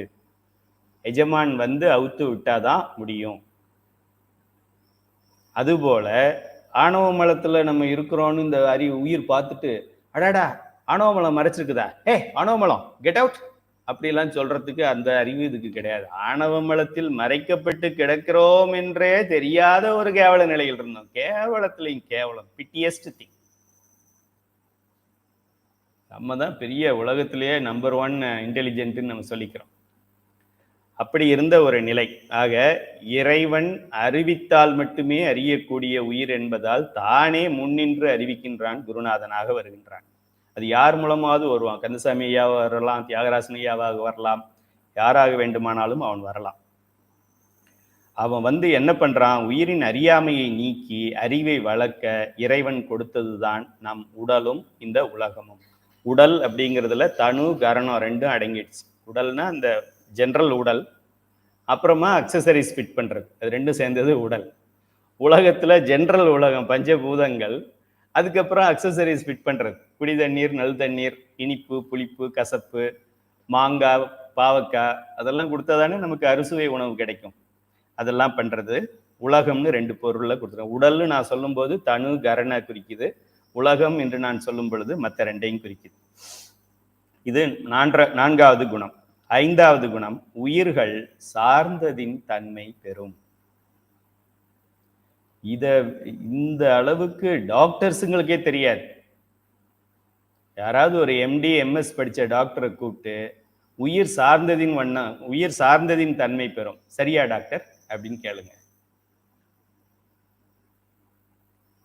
இந்த வகுப்புல இப்பவே நிறைய டாக்டர்ஸ் இருக்கிறாங்க. இங்க நான் சொல்றதை அவங்க கேட்டுக்கிட்டு சிரிச்சுக்கிட்டே உட்காந்துருக்கிறாங்க. இப்போ எனக்கு மெசேஜ் பண்ணுவாங்க, எஸ் யூ ஆர் ரைட் சொல்லுவாங்க. அவங்க ஏற்கனவே சைவ சித்தாந்த சுடர் பட்டம் வாங்கினவங்களாம் இருக்காங்க. ஆனால் கோட் மாட்டி ஸ்டெத்து கழுத்துல போட்டுட்டாங்கன்னா உயிர் இல்லைன்னு சொல்லிடுவாங்க. உங்க ப்ரொஃபஷன் என்ன அப்படின்னா உயிரை காப்பாற்றுறது அப்படிம்பாங்க. உயிர் இருக்கா அப்படின்னு, உயிர்னு ஒன்றும் கிடையாது. முட்டாள் மாதிரி பேசுறேன். உயிர்னே ஒன்றும் கிடையாதுன்னா அப்புறம் உயிரை காப்பது உன்னுடைய தொழில்னு சொல்ற. அதுபோல உயிர்கள் சார்ந்ததின் தன்மை பெறும். இப்ப நம்ம சகலராக இருக்கும் பொழுது இந்த பாயிண்ட் ரொம்ப ரொம்ப முக்கியமானது, ரொம்ப முக்கியமானது. சார்ந்ததின் தன்மை பெறும். சிவத்தை சார்ந்தால் சிவமாகும், மலத்தை சார்ந்தால் மலமாகும். அப்படி ரிஃப்ளெக்டிவ் மிரர் மாதிரி. சிவத்தை சார்ந்தால் சிவமாகும். திருமுறைகள், சைவ சித்தாந்தம், சிவனடியார்கள் சேர்ந்தால் சிவமாகும். பணம், பதவி, பட்டம், சொத்து, பேரப்பிள்ளைங்க அப்படி போனா அப்படி போய்கிட்டே இருக்கும். இந்த குவாலிட்டி இந்த உயிருக்கு இருக்கின்றது.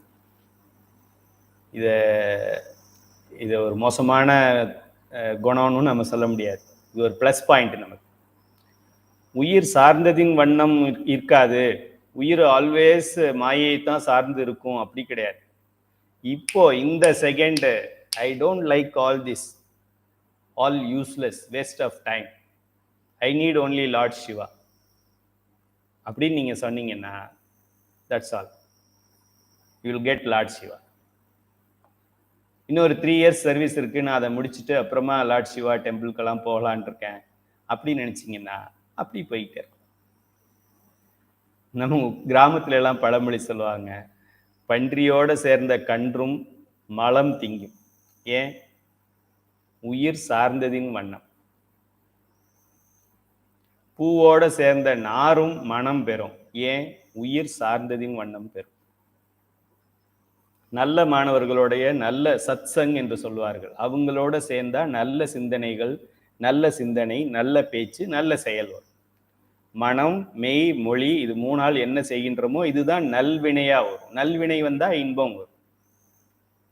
இப்போ நம்ம சார்ந்தது தீயதை சார்ந்து விட்டோம் என்றால் தீய எண்ணங்கள் வரும், தீய பேச்சுக்கள் வரும், தீய செயல்கள் வரும். தீய தீய தீய பண்ணும்போது அது பாவமாக வரும். பாவமாக வந்தால் துன்பமாக வரும். துன்பமாக வந்தால் என்ன ஆகும்?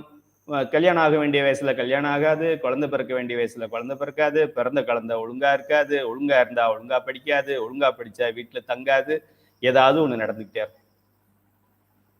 அப்புறமா ஜீவன் கெடுக்கிறான், ஜீவன் ஆட்டி வச்சுட்டான்னு சொன்னா ஜீவன் எப்படி ஆட்டி வச்சு எப்படி ஆட்டி வைப்பான்? பண்ற அயோக்கியத்தனமெல்லாம் நீ பண்ணிட்டு அப்புறம் ஜீவனை பத்தி கம்ப்ளைண்ட் பண்ணா என்ன இருக்கு? நல்லா இருந்தா அது நானா பண்ணது. நான் கோல்டு மெடல் எப்படி வாங்கினேன்? நான் படிச்சு வாங்கினேன். எனக்கு ஏன் இப்ப தூக்கமா வருது? அது சிவனால வருது. நல்லா இருந்தா நான் பண்ணது, சரியில்லைன்னா ஜீவன் பண்ணது. ஒரு ஏமாந்தவன் ஒருத்தன் இருக்கான் எல்லா குப்பையும் அள்ளிட்டு போறதுக்கு. பழமா சாப்பிடு, தோலா டஸ்ட்பின்ல போடு. அது போல நல்லா இருக்கா நான் பண்ணது, ப்ராப்ளமா இருக்கா சிவபெருமான் சோதிக்கிறார். அது போல உயிர் சார்ந்ததின் தன்மை பெறும். இப்போவும் இந்த செகண்டும் you can decide your life, you can decide your destiny. whether you want Lord Shiva or whether you want one more dirty donkey birth அப்படிங்கிறத நீங்க டிசைட் பண்ணலாம். அந்த நிலைக்கு நம்ம வந்திருக்கிறோம். நமக்கு பர்த் வேணுமா வேண்டாமான்னு டிசைட் பண்ற ஸ்டேஜ் தான் இந்த யோக நிலை, ஞான நிலைன்னு நம்ம சொல்றோம். சரீகிரியில் இருக்கிற மாணவனுக்கு அதெல்லாம் புரியாது. எந்த நிலைக்கு நம்ம இருக்கிறோம் பாருங்க. ஃபைனலா இது வந்து நமக்கு என்ன பண்ணாங்க, ஃபர்ஸ்ட் லெவல்ல ரிட்டர்ன் எக்ஸாம் முடிச்சு, அதுக்கப்புறம் குரூப் டிஸ்கஷன் முடிச்சு, அதுக்கப்புறமா டைரக்ட் இன்டர்வியூ முடிச்சு, அப்புறம் அப்பாயின்மெண்ட் ஆர்டரை கொடுத்து உனக்கு போஸ்டிங் வந்து எங்க வேணும் அப்படின்னு கேட்குறாங்க. இப்போ எங்க வேணும் அப்படின்னா எனக்கு போஸ்டிங் வேண்டாம் அப்படின்னு சொல்லலாம். இல்லை அங்கே வேணும், எனக்கு சீஃப் செக்ரட்டரியா இருக்கணும் அப்படின்னு கேட்டு வாங்கிக்கலாம். இப்போ நம்ம அந்த நிலைக்கு ஏற்கனவே வந்து விட்டோம். இப்போ நம்முடைய உயிர் மொத்தம் 3 பொருள் தானே இருக்கு. ஒன்று சிவம் இருக்கு, உயிர் இருக்கு, மலம் இருக்கு. இந்த உயிர் இப்படி சாரலாம், இல்லைன்னா இப்படி சாரலாம். சார்ந்ததின் வண்ணம் இருக்கும். சிவபெருமான் ஒன்றும் கவலைப்பட மாட்டார். என்றாவது ஒரு நாள் இந்த நாய் இங்கே தான் வரணும்னு அது தெரியும். ஏன்னா இது அவருடைய சங்கல்பம். என்ன இப்போ வரலன்னா இன்னொரு 10 வருஷம் கழிச்சு வருவேன். போ போ போட எல்லாம் அடிபட்டு உதப்பட்டு சோத்துக்கு இல்லாம அப்புறமா திரும்ப அம்மா அப்பா உங்களை போல உண்டான்னு ஒரு நாள் வருவேன். ஆனா அன்னைக்கும் இந்த வயிறு உனக்காக காத்துக்கிட்டு இருக்கோம் அப்படின்னு அம்மா சொல்லி அனுப்புவாங்க சண்டை போடுற பையங்கள்ட்ட. அது போல சிவபெருமான் போட போட போயிட்டு வாடா, வருவேடா போட, இங்க வராம எங்க போயிட போற நீ, அங்கேயும் உனக்கு கணக்கு நான் தான் எழுதணும் போ அப்படின்னு சொல்லிட்டு வெயிட் பண்ணிட்டு இருப்பார். உயிர் சார்ந்ததின் வண்ணம். பன்றியை சேர்ந்தால் பன்றியாகும், கன்றை சேர்ந்தால் கன்றாகும், மலத்தை சேர்ந்தால் மலமாகும், சிவத்தை சேர்ந்தால் சிவமாகும். எதை வேணாலும் சேரலாம். இதுக்கு பேர் ஃப்ரீ வில்னு பேர். பிரார்த்தம்னு ஒண்ணு கொடுத்துட்டாரு, அவன் அருளாலே அவன் தாள் வணங்கின்னு கொடுத்துருக்கிறாரு, அதெல்லாம் கொடுத்துருக்கிறாரு, இதையும் கொடுத்துருக்கிறாரு. உயிர் சார்ந்ததின் வண்ணம் இருக்கும். இது யாரு கொடுத்தது? அது பிரார்த்தம் கொடுத்தது சிவபெருமான். அவன் அருளாலத்தான் அவனை அடைய முடியும். இப்ப இது கொடுத்தது யாரு? உயிர் சார்ந்ததின் வண்ணம் பெறும்னு சொன்னது யார்? நமக்கு சொன்னது நந்தியம்பெருமான், அவருக்கு சொன்னது சிவபெருமான். இது என்ன டூப்ளிகேட்டா? இதுக்கு பேர் ஃப்ரீ வில்னு பேர். What is your choice? இதுக்கு பேர் ஆகாமியம்னு பேர். வரும் வினை. நீ எதை வேணாலும் சூஸ் பண்ணிக்கலாம். அதுக்கு தகுந்த மாதிரி கணக்கு மாற்றி எழுதிக்கும். யாராவது கூகுள் மேப் பயன்படுத்தி ட்ராவல் பண்ணுறவங்களுக்கு தெரியும். அது கூகுள் மேப் பார்த்துட்டு நீங்கள் கார் ஓட்டிகிட்டே இருக்கும்போது அது சொல்லும், டேக் நெக்ஸ்ட் லெஃப்ட், டர்ன் லெஃப்ட்னு சொல்லும். நீங்கள் லெஃப்ட் எடுக்காமல் நீங்கள் ஸ்ட்ரைட்டாக போயிட்டீங்கன்னு வச்சுக்கோங்க, அது என்ன பண்ணும், அங்கேருந்து மேப் மாற்றிக்கும். கொஞ்சம் நேரம் டேக் யூ டர்ன் சொல்லும். இல்லை அப்படின்னு போய்கிட்டே இருந்தால் அது என்ன பண்ணும், அடுத்து எங்கே போய் போகலாமோ இன்னொரு மேப்பை காணும். அதுபோல் சிவபெருமான் கொடுக்குறாரு, டே உயிர் சார்ந்ததின் வண்ணம் பெறும் சிவம் இந்த பக்கம் நிற்கிறேன், அந்த பக்கம் மலம் நிற்குது, நீ எதை சாடுற சொல்லு. நான் மலத்தை சாடுறேன். Okay sir, get lost, but don't worry, அங்கேயும் நான் உனக்கு ஹெல்ப் பண்ணுறேன். ஏன்னா அவர் இல்லாமல் ஒரு நிமிஷம் கூட இந்த உயிரால் இருக்க முடியாது. இந்த ஃப்ரீ வில் நமக்கு கொடுக்கப்பட்டிருக்கின்றது. அந்த ஃப்ரீ வில்லை நல்லபடியாக பயன்படுத்த வேண்டும். உயிர்கள் இன்பத்தை விரும்புவது, உயிருடைய நேச்சர். உயிர்கள் இன்பத்தை விரும்புவது. அதுக்கு தான் இப்போ எதுக்கு படிக்கிறோம், பிற்காலத்தில் இன்பமாக இருக்கிறது. எதுக்கு சொத்தெல்லாம் சேர்க்குறோம், பிற்காலத்தில் இன்பமாக இருக்கிறது. எதுக்கு ஃபேஸ்புக்கில் ஃப்ரெண்ட்ஸ் சர்க்கிள்லாம் ஆடுன்னு போட்டு 5000 பேர் எதுக்கு முகநூலில் ஆட் பண்ணுறோம், பிற்காலத்தில் இன்பமாக இருக்கிறது. சைவ சித்தாந்தம் ஏன் படிக்கிறோம், பிற்காலத்தில் இன்பமாக இருக்கிறது. ஆக நாம் செய்கின்ற செயல் அத்தனையுமே இன்பத்தை நோக்கியே இருக்கின்றது. அதில் ஒன்றும் சந்தேகம் கிடையாது. எந்த ஒரு மனிதனும் எந்த ஒரு செயலையும் எந்த ஒரு காலத்தையும் துன்பத்தை நோக்கி செய்வது இல்லை. டாஸ்மாக் கடையில் குவார்டர் முடிச்சு இன்னொரு ஆஃப் கூட அப்படின்னு கேட்டுக்கிட்டு இருக்கிறான்னா அவனும் அதையே செய்கிறான்னா அவன் இன்பத்தை நோக்கி செய்கிறான். அவனுக்கு அது இன்பம், அவன் மனைவிக்கு அது பெரும் துன்பம். சாயங்காலம் ஆயிடுச்சுன்னா ஐயோ இன்னைக்கு என்ன நடக்க போதோ தெரியலையே, வீடு 2ஆக போகுது. அவன் அப்படியே தொலைஞ்சான்னா போதும், இதை கழட்டி போட்டு பேசாம இருக்கலாம் போல் இருக்கு. தினந்தோறும் இதை கையில பிடிச்சிக்கிட்டு இருக்கிறதுக்கு ஒரு நாள் கழட்டி போட்டு நிம்மதியா இருக்கலாம் போல் இருக்கு. இந்த அரசாங்கம் இப்படி வச்சு நடத்துறானே, அவன் குடும்பம் நாசமா போக அப்படி சொல்லும்போது அப்புறம் அவர் மினிஸ்டர் வீட்டுல பிள்ளை பிறக்கலைன்னா எப்படி பிறக்கும்? பணம் இருந்தா பிறந்துருமா? சாபம் இருந்தா பிறக்காது. சாபம் இல்லாமல் பார்த்துக்கணும். அது கோழி சாபமாக இருந்தாலும், ஆடு சாபமாக இருந்தாலும், மனித சாபமாக இருந்தாலும் சாபம் இல்லாமல் பார்த்துக்கணும். உயிர்கள் இன்பத்தை விரும்புவது, இதுல ஒரு மைனஸ் பாயிண்ட் இருக்கு, பிளஸ் பாயிண்ட் இருக்கு. உயிர்கள் இன்பத்தை விரும்பாது அப்படின்னா சிவபெருமான் தலைகீழ நின்னாலும் சச்சிதானந்தத்தை இந்த உயிர் ஏத்துக்காது. போய உயிர்கள் இன்பத்தை விரும்புங்கிறதுனாலதான் சிவபெருமான் தன்னுடைய பேரின்பத்தை கொடுக்குறான். அவன் என்ன கொடுக்குறான், பேரின்பத்தை எடுத்துக்க. அவர் என்ன சொல்றாரு, உனக்கு சாரி பிடிக்குமா, ஓகே நீ காஞ்சிபுரம் சில்க் எடுத்துக்க அப்படின்னு சொல்லி அவர் சொல்றாரு. அதுதான் அவர் சொல்றது. நம்ம இல்லை எனக்கு சும்மா ஒரு ஆஃப் சாரி இருந்தா போறோம், அதுவும் பழைய துணியா இருந்தா போதும், அதான் எனக்கு பிடிக்குது அப்படின்னு சொல்றோம். அதான் டிஃபரன்ஸ். இப்போ உயிர்கள் இன்பம் வேண்டாம் என்று சொல்லும் உயிரே கிடையாது. அனைத்து உயிர்களும் இன்பத்தை நோக்கியே வாழ்க்கையை நடத்துகின்றன. அப்படியே உங்க கார்டன்ல போய் பாருங்க, அங்க இருக்கிற இந்த எதையோ ஒன்று, அனிமலா இருக்கட்டும், பேர்ட்ஸா இருக்கட்டும், ஏதோ ஒன்று அப்படி பாருங்க, அதெல்லாம் அங்கங்க மூவ் ஆகுது. எதுக்காக மூவ் ஆகுது? இன்பத்தை நோக்கி மூவ் பண்ணுது. வாசல்ல போய் பாருங்க, பைக் போய்கிட்டு இருக்கு, கார் போய்கிட்டு இருக்கு, மக்கள் போய்கிட்டு இருக்காங்க. ரயில்வே ஸ்டேஷன்ல லட்சக்கணக்கான பேர் நடக்கிறதுக்கே இடம் இல்லை, இடிச்சுக்கிட்டு உள்ள போறாங்க. எங்க போகுது இந்த உயிர்லான்னு கொஞ்ச நேரம் நின்று யோசிச்சு பாருங்க. இன்பத்தை நோக்கி போகுது. நீங்க ஏன் அந்த இடத்துல நிக்கிறீங்க? நீங்களும் ஏதோ ஒரு இன்பத்தை நோக்கி தான் போயிருக்கீங்க. நான் ஏன் இப்போ உங்களுக்கு பேசிக்கிட்டு இருக்கேன், இன்பத்தை நோக்கி போய்கிட்டு இருக்கேன். நீங்க ஏன் அதை கேட்டுக்கிட்டு இருக்கீங்க, இன்பத்தை நோக்கி கேட்டுக்கிட்டு. உயிர்கள் இன்பத்தை நோக்கியே தன்னுடைய மூமெண்ட்ஸ், நம்முடைய நடத்திகள் எல்லாம் செய்து கொண்டிருக்கின்றன. மனிதர்கள் மட்டுமல்ல, விலங்குகள், பறவைகள் போன்றவைகளும் தான். என்ன ஒரு வருத்தம் என்றால், பேரின்பத்தை அடைய வேண்டிய உயிர்கள் சிற்றின்பத்திலேயே வாழ்க்கையை முடித்துக் கொள்கின்றன. உயிருக்கு இந்த இயல்பு, உயிர்கள் இன்பத்தை விரும்புகின்றன அப்படிங்கிறதுனாலதான் சிவபெருமான் பேரின்பத்தை கொடுக்க முடிகிறது. உயிர்கள் இன்பத்தை விரும்புகின்றன என்பதால் தான் இன்று இல்லாவிட்டாலும், இந்த பிறவி இல்லாவிட்டாலும், இந்த கலியுகத்தில் இல்லாவிட்டாலும் மறுயுகத்திலாவது இறைவனுடைய திருவடியை நாம் அடைந்து விடுவோம். ஏனென்றால் நம்ம இன்பத்தை நாடக்கூடிய நேச்சர் நமக்கு இருக்கு. இதெல்லாம் நமக்கு அட்வான்டேஜ், இன்பத்தை நாடுகின்றோம் அப்படிங்கிறதுனால. என்னன்னா நம்ம இன்பமெல்லாம் சிற்றின்பத்தை நாடுகின்றோம். சின்னதா சும்மா ஒரு 1/2 மணி நேரம் இன்பம். ஒரு குடிக்கிறவனுக்கு எவ்வளவு நேரம் இன்பம் இருக்கும்? குடிக்கிறவனுக்கு எவ்வளவு நேரம் இன்பம் இருக்கும்? ஒரு 2 hours 3 hours. ஸ்வீட் சாப்பிட்றவங்களுக்கு எவ்வளவு நேரம் இன்பம் இருக்கும்? வேற என்ன, நெக்லஸ் போடுறவங்களுக்கு எவ்வளவு நேரம் இன்பம் இருக்கும்? இதுல எல்லாம் கிரிக்கெட் பார்த்தா எவ்வளவு நேரம் இன்பம் இருக்கும்? ஃபைனல்ஸ் பார்த்து இந்தியா வின் பண்ணுது அப்படின்னா எவ்வளவு நேரம் இன்பம் இருக்கும்? ஒலிம்பிக்ல ஹாக்கியில் நம்ம மெடல் வாங்கிட்டோம் அப்படின்னாக்க எவ்வளவு நேரம் அந்த இன்பம் இருக்கும்? கல்யாணம் ஆயிடுச்சுன்னா எவ்வளவு நேரம் இன்பம் இருக்குது? குழந்தை பிறந்துருச்சுன்னா எவ்வளவு நேரம் இன்பம் இருக்கு? பையனுக்கு வேலை கிடைச்சிருச்சு அப்படின்னா அந்த இன்பம் எத்தனை வருஷத்துக்கு இருக்கு? அப்படிலாம் பார்த்தா இதெல்லாம் டைம் பவுண்ட் ஹாப்பினஸ், பவுண்டட்னஸ், எல்லாமே உள்ளுக்குள்ளேயே அடக்கப்படக்கூடியது. Unbounded, unlimited, infinite bliss, super consciousness.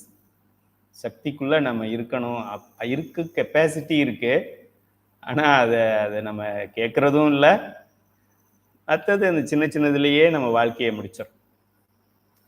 அடுத்தது, உயிர்கள் சிற்றறிவு உடையது. உயிர்களுடைய அறிவு சிற்றறிவு. நம்ம ஏற்கனவே முன்னாடி பாடத்துல பார்த்தோம். 3 பொருள்களான அதி, சிவபெருமான், உயிர்கள், மலம். சிவபெருமான் 100%, மலம் 0% அறிவுல. நம்ம ஏதோ இன்பிட்வீன். நம்மளுடைய ரேஞ்ச் என்ன? Between 0 to 100. நைதர் 0 நார் 100. 0னா மலம் ஆயிடுவோம், 100னா சிவம் ஆயிடும். அதனால ஏதோ 0.1 இருக்கலாம், இல்லைன்னா 99.9 இருக்கலாம். ஏதோ இன்பிட்வீன். இதுதான் நம்மளுடைய ஸ்டேட்டஸ். அப்படி ஒரு ஃபுல் அறிவு, அவனை பேரறிவு உடையவன், முற்றும் உணர்ந்தவன், முற்றறிவு உடையவன், முழு அறிவு அவன்தான்னு சொல்லிட்டதுனால அடுத்து இருக்கிறது சிற்றறிவு என்று சொல்லுகின்றோம். ஆக உயிர்களின் அறிவு சிற்றறிவு. இது ஒரு முக்கியமான காரணம். ஏன் இந்த உலகத்துல இப்படி நம்ம வாழ்ந்துகிட்டு இருக்கோம்? இந்த பதி பசு பாசம் தான் ஐயா சொல்லிட்டாரு, ரொம்ப சிம்பிளா. சீஃபார் சிவம், மாஃபார் மலம், யாஃபார் உயிர். அவ்வளவு தெரிஞ்சிச்சு, ஓகே முடிஞ்சிருச்சு. அப்ப எனக்கு முத்தி கிடைக்குமா அப்படின்னா, உயிர் சிற்றறிவு உடையது. உயிர்கள் தானாக எதையும் அறியாது.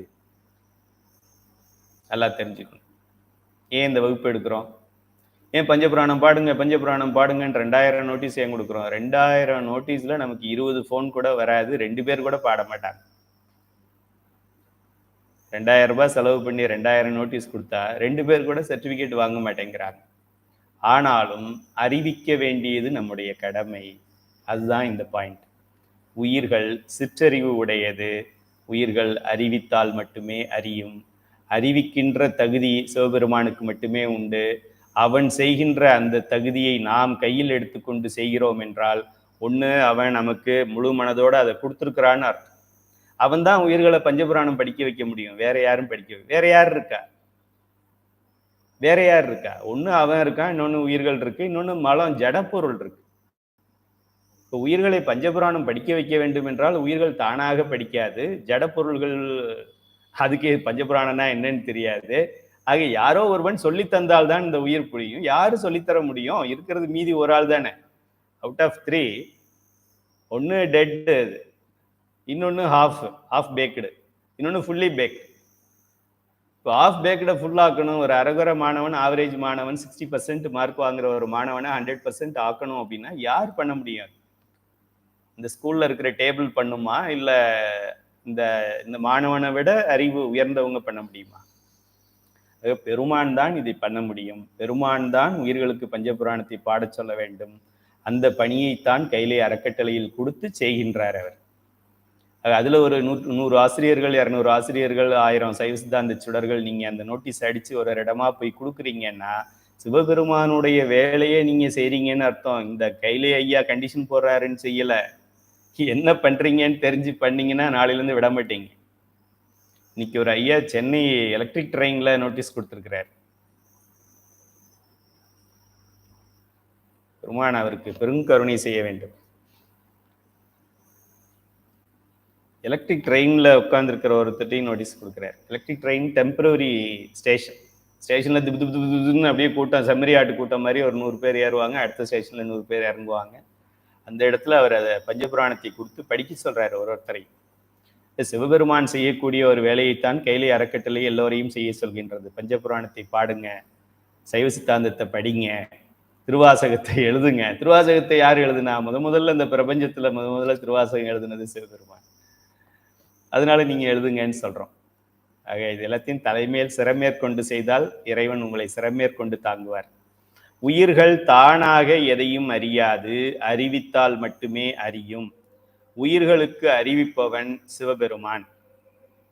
சிவபெருமான் இயக்கினால் மட்டுமே உயிர்களும் உலகமும் இயங்கும். இது எல்லாமே தெரிஞ்சதுதான் நமக்கு. ஆகையால் உயிர்களுக்கு எஜமான் சிவபெருமான். சிவபெருமானுக்கு உயிர்கள் அடிமை. அப்பர் பெருமான் நமக்கு சொல்லி கொடுத்தது. உயிர்கள் என்றும் பெருமானுக்கு அடிமை. ஏன்? அவன் 100க்கு 100, நம்ம 0.001. இப்போ 100 பெருசா 0.001 பெருசா? அதுதான் பெருசு. இந்த 0.001 100 ஆக்குறதுக்கு பல பிறவிகள்ல ஒருத்தர் முயற்சி எடுத்துக்கிட்டே இருக்கிறாரு. யாராக இருக்க முடியும்? மனைவியா இருக்க முடியுமா? பிள்ளைங்களா இருக்க முடியுமா? Relatives, friends, family, Rotary members, Lions மெம்பர்ஸா இருப்பாங்களா? பதவியில் இருக்கிற வரைக்கும் இப்போ பிரசிடென்ட், செக்ரட்டரி, ட்ரெஷரருமா, நெக்ஸ்ட் ஜூலை மாதம் பதவி மாறிட்டா போடான்னு சொல்லிடுவோம். ஜூலை டு ஜூன் தான் நம்ம அதிகாரம், ரோட்டரி கிளப் பிரசிடென்ட். இல்லைன்னா பாஸ்ட் பிரசிடென்ட் சொல்லிடுவோம். ஒரு தடவை எவ்வளோ அது $1000 நினைக்கிறேன். $1000 கொடுத்தா எம்ஜேஎஃப்னு சொல்லுவான். வருஷம் கொடுத்தா பிஎம்ஜேஎஃப்னு சொல்லுவோம். ஒரு வருஷம் மட்டும் கொடுத்துட்டு எனக்கு பிஎம்ஜேஎஃப் சொல்லுங்கன்னா அதெல்லாம் கிடையாது சொல்லுவோம். பணம் கொடு தர்றேன் சொல்லுவோம். சிவபெருமான் அப்படி கிடையாது. நம்மிடமிருந்து அவருக்கு ஒரு பைசா தேவையில்லை, ஒரு தேங்காய் ஊதுபத்தி கூட தேவையில்லை. உயிர்களுக்கு எஜமான் சிவபெருமான். சிவபெருமானுக்கு உயிர்கள் என்றும் அடிமை. இதை தாச உறவு என்று சொல்லுவோம். தாசன், கண்ணதாசன், பாரதிதாசன், அது போல சிவதாசன். இனிமே பிள்ளைங்களுக்கு பேர் வைக்கணும் அப்படின்னா சிவதாசன் பேர் வைங்க. சிவதாசன். உயிர்கள் தூளத்தின் மூலம்தான் சுக்குமத்தை அறியும். இந்த பாயிண்ட் தான் இந்த பேட்ச் 4ல நான் புதுசா சேர்த்திருக்கிறேன். போன வகுப்புகளுக்கு நம்ம எடுக்கும்போது மாணவர்களுக்கு இதை சொல்லி புரிய வைக்க முடியலங்கிறதுனால இதை பாயிண்டாவே கொடுத்துட்டேன். உயிர்களுடைய இயல்பு என்ன அப்படின்னா, ஒரு ஒரு பொருளை பார்த்து தான் பொருளின் கருவை தெரிந்து கொள்ள முடியும். அப்டிராக்ட்னு சொல்லுவாங்க, ஒரு ஃபீல் பண்ண முடியாதது, சப்ஜெக்டிவ், ஒரு சப்ஜெக்டிவ் மேட்டர். அதை வந்து இப்போ ஆப்பிள் இருக்கு. அதனால உனக்கு தெரியுதா ஆப்பிள் தெரியுதா? இப்போ நம்ம 2 பேருக்கு நடுவில் ஒரு ஆப்பிள் இருக்கு, உனக்கு தெரியுதா? அப்படிலாம் சொன்னா அந்த குழந்தைக்கு தெரியாது.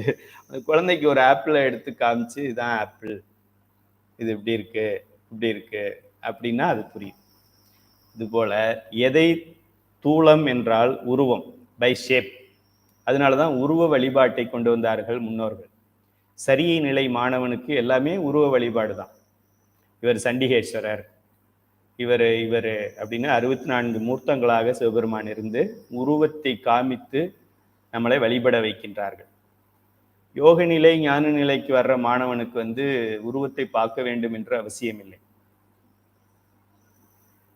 உள்ளம் பெருங்கோயில், ஊனுடம்பு ஆலயம், வள்ளல் பிரானார்க்கு வாய் கோபுரவாசல், தெல்ல தெளிந்தார்க்கு சீவன் சிவலிங்கம். என்னுடைய உயிர் தான் அப்படின்னு தெரிஞ்ச பின்னாடி, அதுதான் சிவபெருமான் அதுக்குள்ளதான் இருக்கிறாரு அப்படின்னு பின்னாடி, என்னுடைய உயிர் தான் சிவலிங்கம். அப்படிங்கும்போது நான் போய் இன்னொரு கோயில்ல சிவலிங்கம் அது என்ன பெரிய ஆவுடையாரா இருக்கா, சின்னதா இருக்கா, அது இவர் மாதிரி காசி விஸ்வநாதர் மாதிரி இப்படி கைக்குள்ள அடங்குற மாதிரி இருக்கா, இல்ல பெருவுடையார் மாதிரி பெருசா இருக்கா, எங்க கோயில்ல பெரிய லிங்கம், உங்க கோயில்ல சின்ன லிங்கம், எங்களது சுந்தரலிங்கம் சாஞ்சிய நிலையில இருக்கும், அதெல்லாம் நமக்கு தேவையே கிடையாது. உயிருக்குள்ள உத்தமன் குடியிருக்கின்றான். உயிருக்குள்ள உத்தமன் குடியிருக்கும் போது நம்ம உயிரை நம்ம வணங்கினாலே போரும். உடம்பினை முன்னம் இழுக்கென்று இருந்தேன், இந்த உடம்பு தேவையில்லாதது, உயிர் தான் தேவையானது அப்படின்னு இருந்த உடம்பினுக்கு உள்ளே உருபொருள் கண்டேன். இந்த உடம்பு இந்த மாதிரி ஷேப்ல, இந்த மாதிரி சக்கரங்களை கொடுத்து, இந்த மாதிரி கை கொடுத்து, கால் கொடுத்து, இந்த அந்த கரணங்கள் கொடுத்து, கண், காது, மூக்கு, செவி, இந்த மனிதனை படைத்திருக்கிறது தான் சிவபெருமானை அடைவதற்கான ஒரு பெஸ்ட் ஷேப்.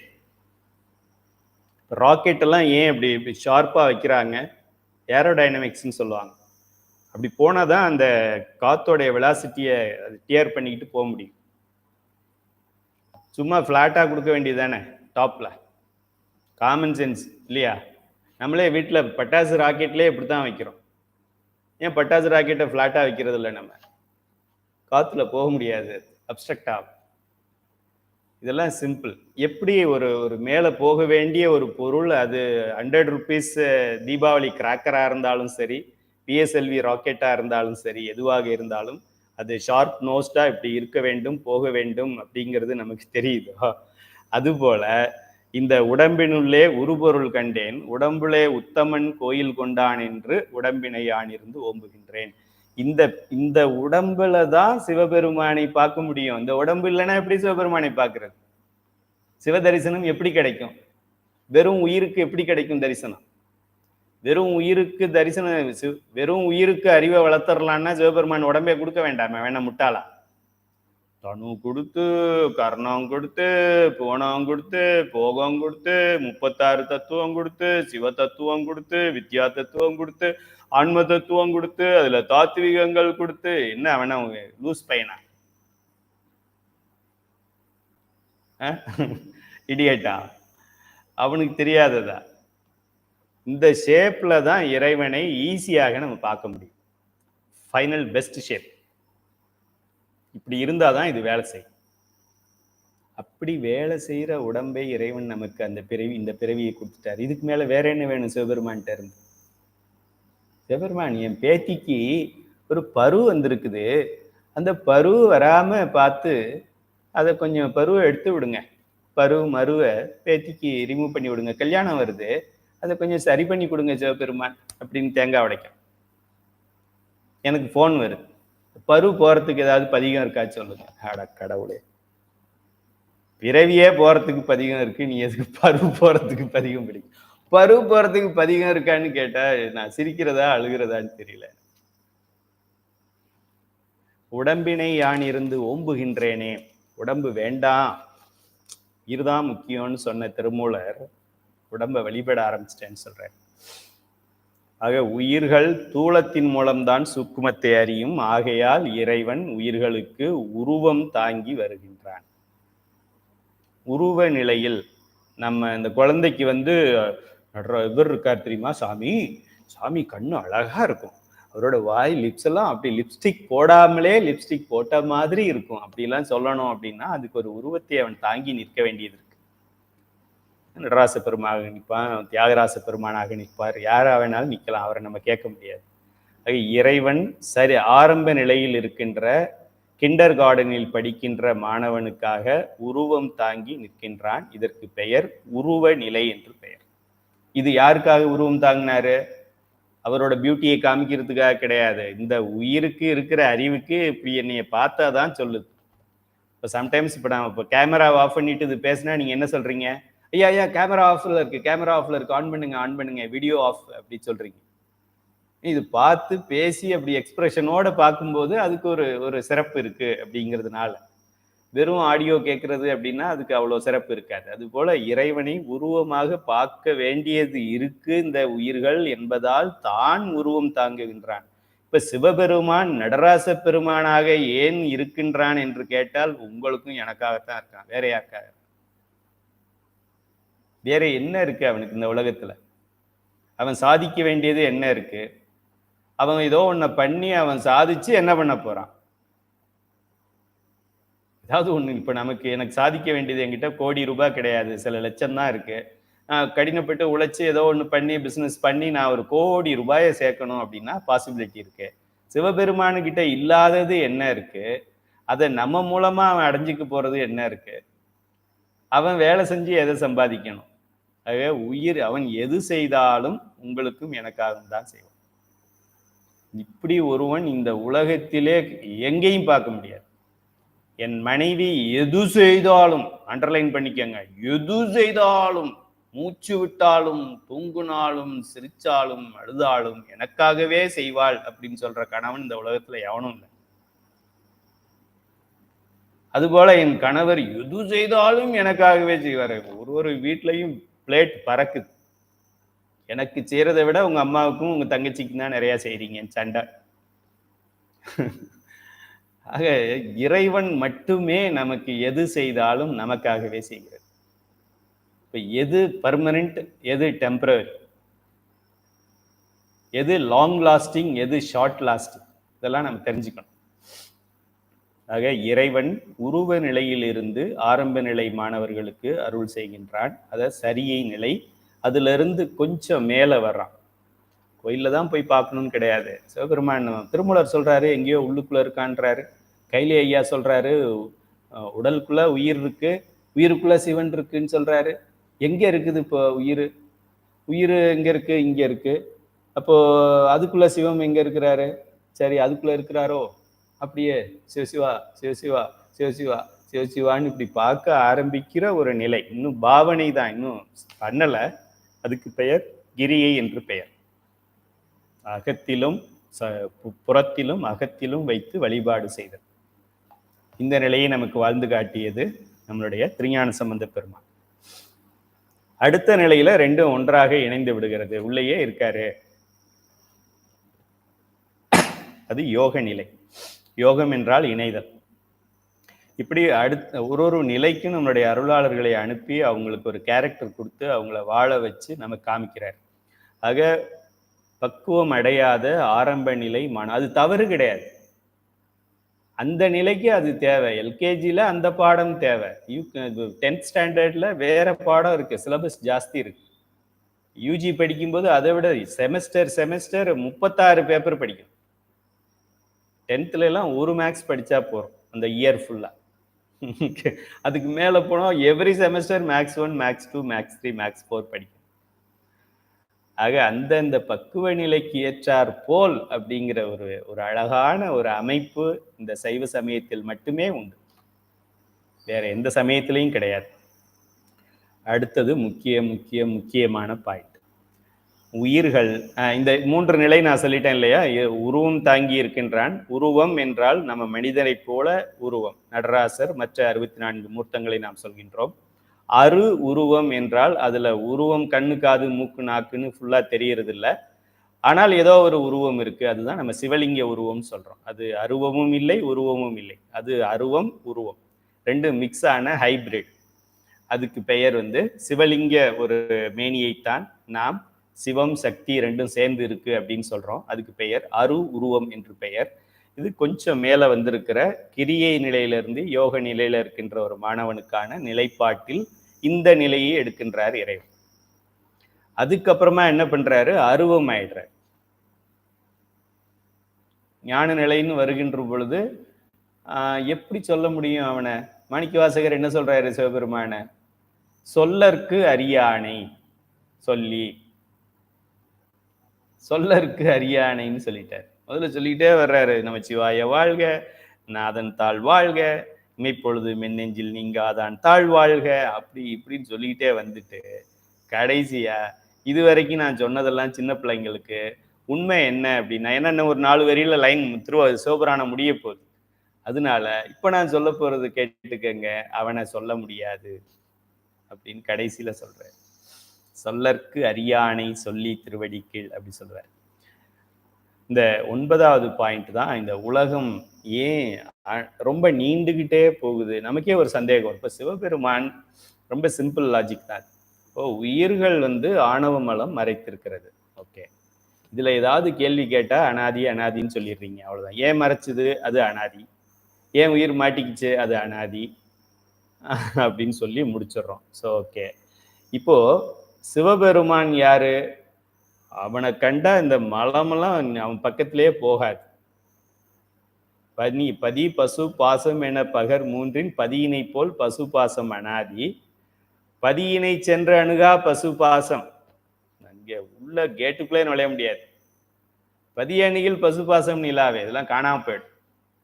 அப்ப சிவபெருமான் எல்லா உயிர் அது பிடிச்சிட்டு இருக்கிற ஆணவ மலம் கெட் அவுட், உயிர்கள் எல்லாம் கம்மிங் அப்படின்னு ஒரு வார்த்தை அவர் சொல்ல கூட வேண்டாம் நினைச்சாருனாலே நடந்து போயிடும். நடக்காத? அவர் நினைச்சா 24 கோள்களை படைக்கலாம். இந்த ISRO கவுண்ட் பண்ணி நம்பரை இன்னைக்கு சொல்ல மாட்டான், இன்னும் கோடி ஆண்டுகள் கழித்து சொல்லுவான் இத்தனை பிளானட்ஸ் இருக்குன்னு. அவன் சொல்லி முடிக்கிறதுக்குள்ள இன்னொரு 1000 பிளானட் வந்து. அண்ட பகுதியின் உண்டை பிறக்கம் அளப்பெரும் அளப்பெரும் அளப்பெரும் தன்மை, அளக்க முடியாது. ஒன்றனுக்கொன்று நின்றலில் பகரில் 101 கோடியின் மேற்பட மேற்பட மேற்பட மேற்பட மேற்பட விரிந்தன. விரிந்து கொண்டே இருக்கும் கண்ணா, கவுண்ட் பண்ணி முடிக்கவே முடியாது. எக்காலத்திலும் எந்த சயின்டிஸ்டும், எந்த ஃபாரடேயும், எந்த நியூட்டனும், எந்த ஐஎஸ்ஆர்ஓவும், எந்த நாசாவும், எந்த ஜீச்சாவும் இத்தனை பிளானட் இருக்கு என்று சொல்லவே முடியாது. சத்தியம். ஏன்? 101 கோடியின் மேற்பட விரிந்தன, விரிந்தன, விரிகின்றன, விரியும். ஆக அவங்களால கவுண்ட் பண்ணி சொல்ல முடியாது. சரி, இப்ப பெருமான் ஏன் இந்த புல்லாயி பூடாயி புழுவாயி மரமாயி பல்விருகமாயி பறவையாயி பாம்பாயி கல்லாயி மனிதராயி பேயாயி கணங்களாயி, என்னப்பா அவருக்கே போர் அடிக்காதா? பிரம்மாவுடைய தலைகள் எல்லாம் மாலையா போட்டிருக்காரு. ஒரு பிரம்மான்றவன் ஒரு யுகம்னு சொல்றாங்க. ஒரு யுகம்னா ஏதோ 4.5 லட்சம் கோடி ஆண்டுகள் ஏதோ சொல்றாங்க. அப்போ அவ்வளோ ஆண்டுகளாக திருந்தாத அத்தனை பிரம்மாக்கள் அப்போ எவ்வளோ காலமா அந்த உயிர் திருந்தல. 7 கடல் மணலை அளவிடினும் அதிகம் எனது இடர்பிறவி. அவ்வளோ பிறவிகள் கொடுக்கணுமா? சிவபெருமான் தான் சொல்றீங்க, நீங்க தான் சொல்றீங்க அவன் அப்படின்னா ஆணவ மனம்லாம் காணாம போயிடுன்றீங்க. அப்படின்னு பண்ணிருக்கலாமே, பண்ணல. ஏன் பண்ணல? ஏன் பண்ணல? இந்த இதுக்காக பண்ணல. முக்கியமானது, நீங்க கூப்பிட்டு எல்லா சயின்டிஸ்டுக்கு முதல்ல கிளாஸ் எடுங்க. ஏன் இந்த உலகம் தொடர்ந்துகிட்டே போகுது? கிபி 2000 அழிஞ்சிரும்னு சொன்னாங்க. 2024 ஆச்சு, ஒன்றும் அழியலை. கம்ப்யூட்டர்ல ப்ரோக்ராம் தான் அழிஞ்சுது, அதை கூட காப்பாத்திட்டாங்க. உயிர்கள் அனுபவத்தால் மட்டுமே அறியும் அப்படியும் வச்சுக்கலாம், அனுபவித்தால் மட்டுமே அறியும் அப்படின்னு வைத்துக் கொள்ளலாம். இந்த ஒரு காரணத்துக்காகத்தான் இந்த உலக இயக்கம் நீண்டு கொண்டே போகின்றது. இல்லைன்னா ஒரே நாள்ல டப் டப் டப் டப் அப்படின்னு முடிச்சிடலாம்.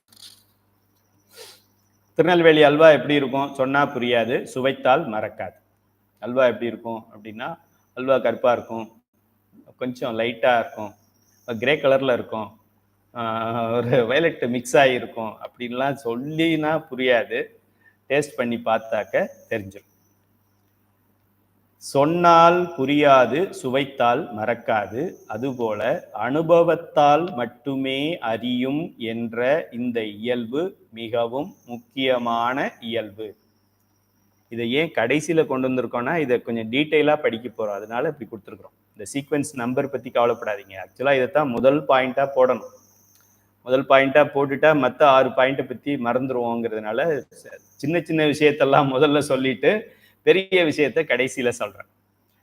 ஆக இதை பற்றி சிறிது விரிவாக பார்ப்போம். அனாதியில் உயிர்கள் ஆணவ மலத்தின் மறைப்பால் அறிவு மறைந்து செயலற்று கிடந்தது. இதுக்கு பெயர் கேவல நிலை என்று பெயர். பல முறை இதை நம்ம படிச்சிருக்கிறோம். நமக்கு நல்ல பல முறை, இன்னும் 1000 முறை கூட இதை நான் சொல்றதுக்கு தயாராக இருக்கின்றேன், சொல்லணும்னு விரும்புகிறேன். ஏனென்றால் உயிர் அதுவும் பின்னாடி வரப்போகுது. சொன்னதை மறந்துடும். போன கிளாஸ்ல சொன்னதை இந்த கிளாஸ்ல மறந்துடும். திரும்ப திரும்ப அறிவிக்கணும்.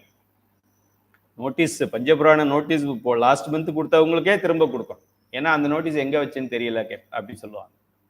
ஏன்? இந்த இயல்பால தான். ஆணவமல இறைவன் எல்லா ஆற்றலும் உடையவன், எதை வேண்டுமானாலும் செய்ய முடியும். இறைவனை கண்டாலே மலம் மறைந்துவிடும். இப்படியெல்லாம் படிச்சிருக்கிறோம். திருமூலர் கூட சொல்லியிருக்கிறாரு.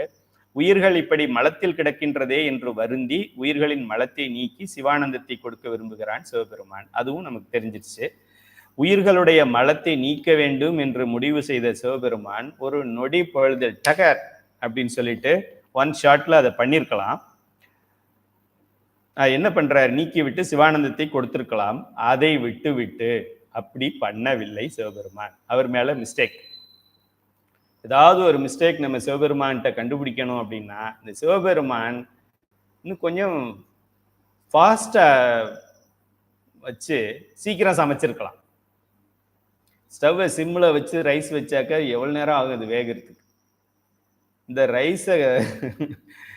ரைஸ் அரிசி ரைஸை சாப்பிட்ற ரைஸ் ஆக்கணும் அப்படின்னா சிம்ல வச்சா ஆகுமா? ஃபுல்லுல வைக்கணும். அதை பண்ண விட்டுட்டார் அவர். அதை விட்டு விட்டு ஆணவ மலம் என்ற ஒரு மலத்தால் பாதிக்கப்பட்டிருந்த உயிர்களிடமிருந்து, அந்த ஆணவ மலம் மட்டும்தான் முதல்ல மறைச்சிருந்தது, மாயை கண்மம் மறைக்கல.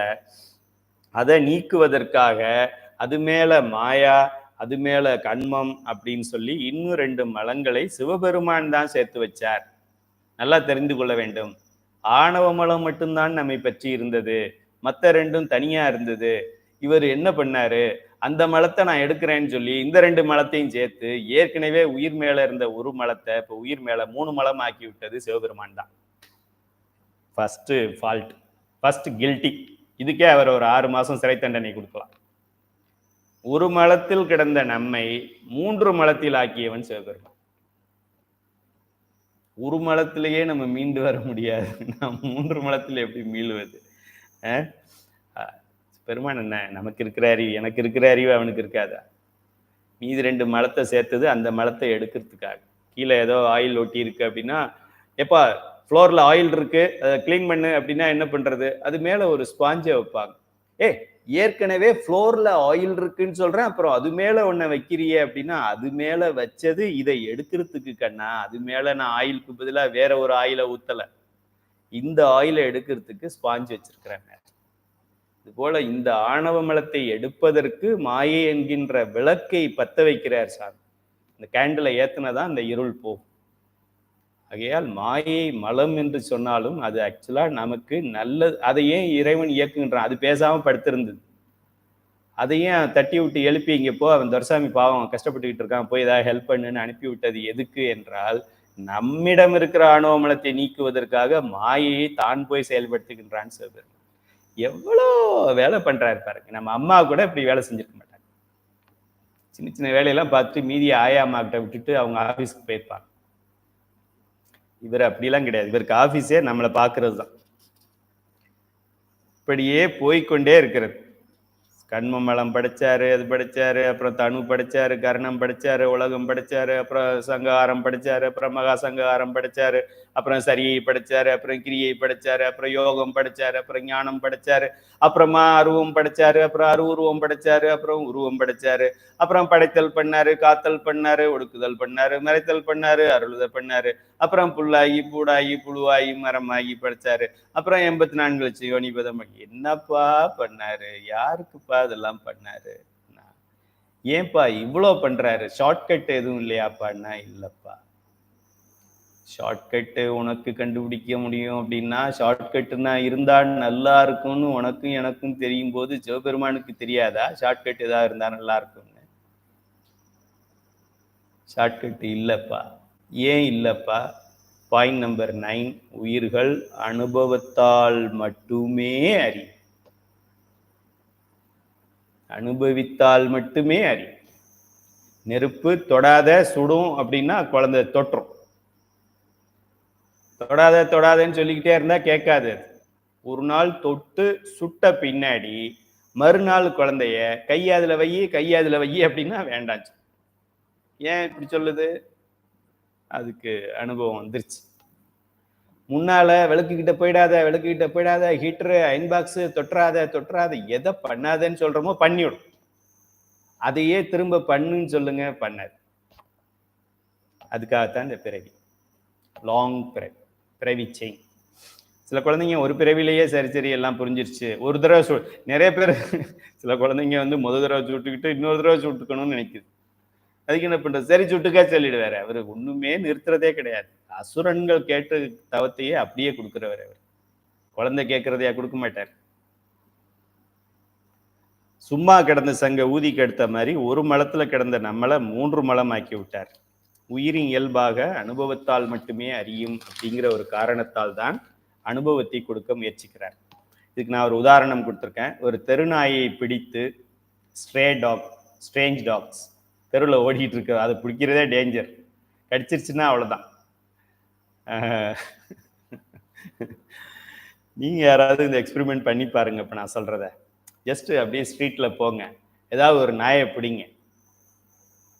பிடிச்சி கடிச்சா என்ன ஆகும் தெரியுமா? நீங்க காலி ஆயிடுவீங்க. சிவபெருமான் அவர் பார்த்து இந்த நாயை பிடிக்கிறார். பிடிச்சு என்ன பண்றாரு?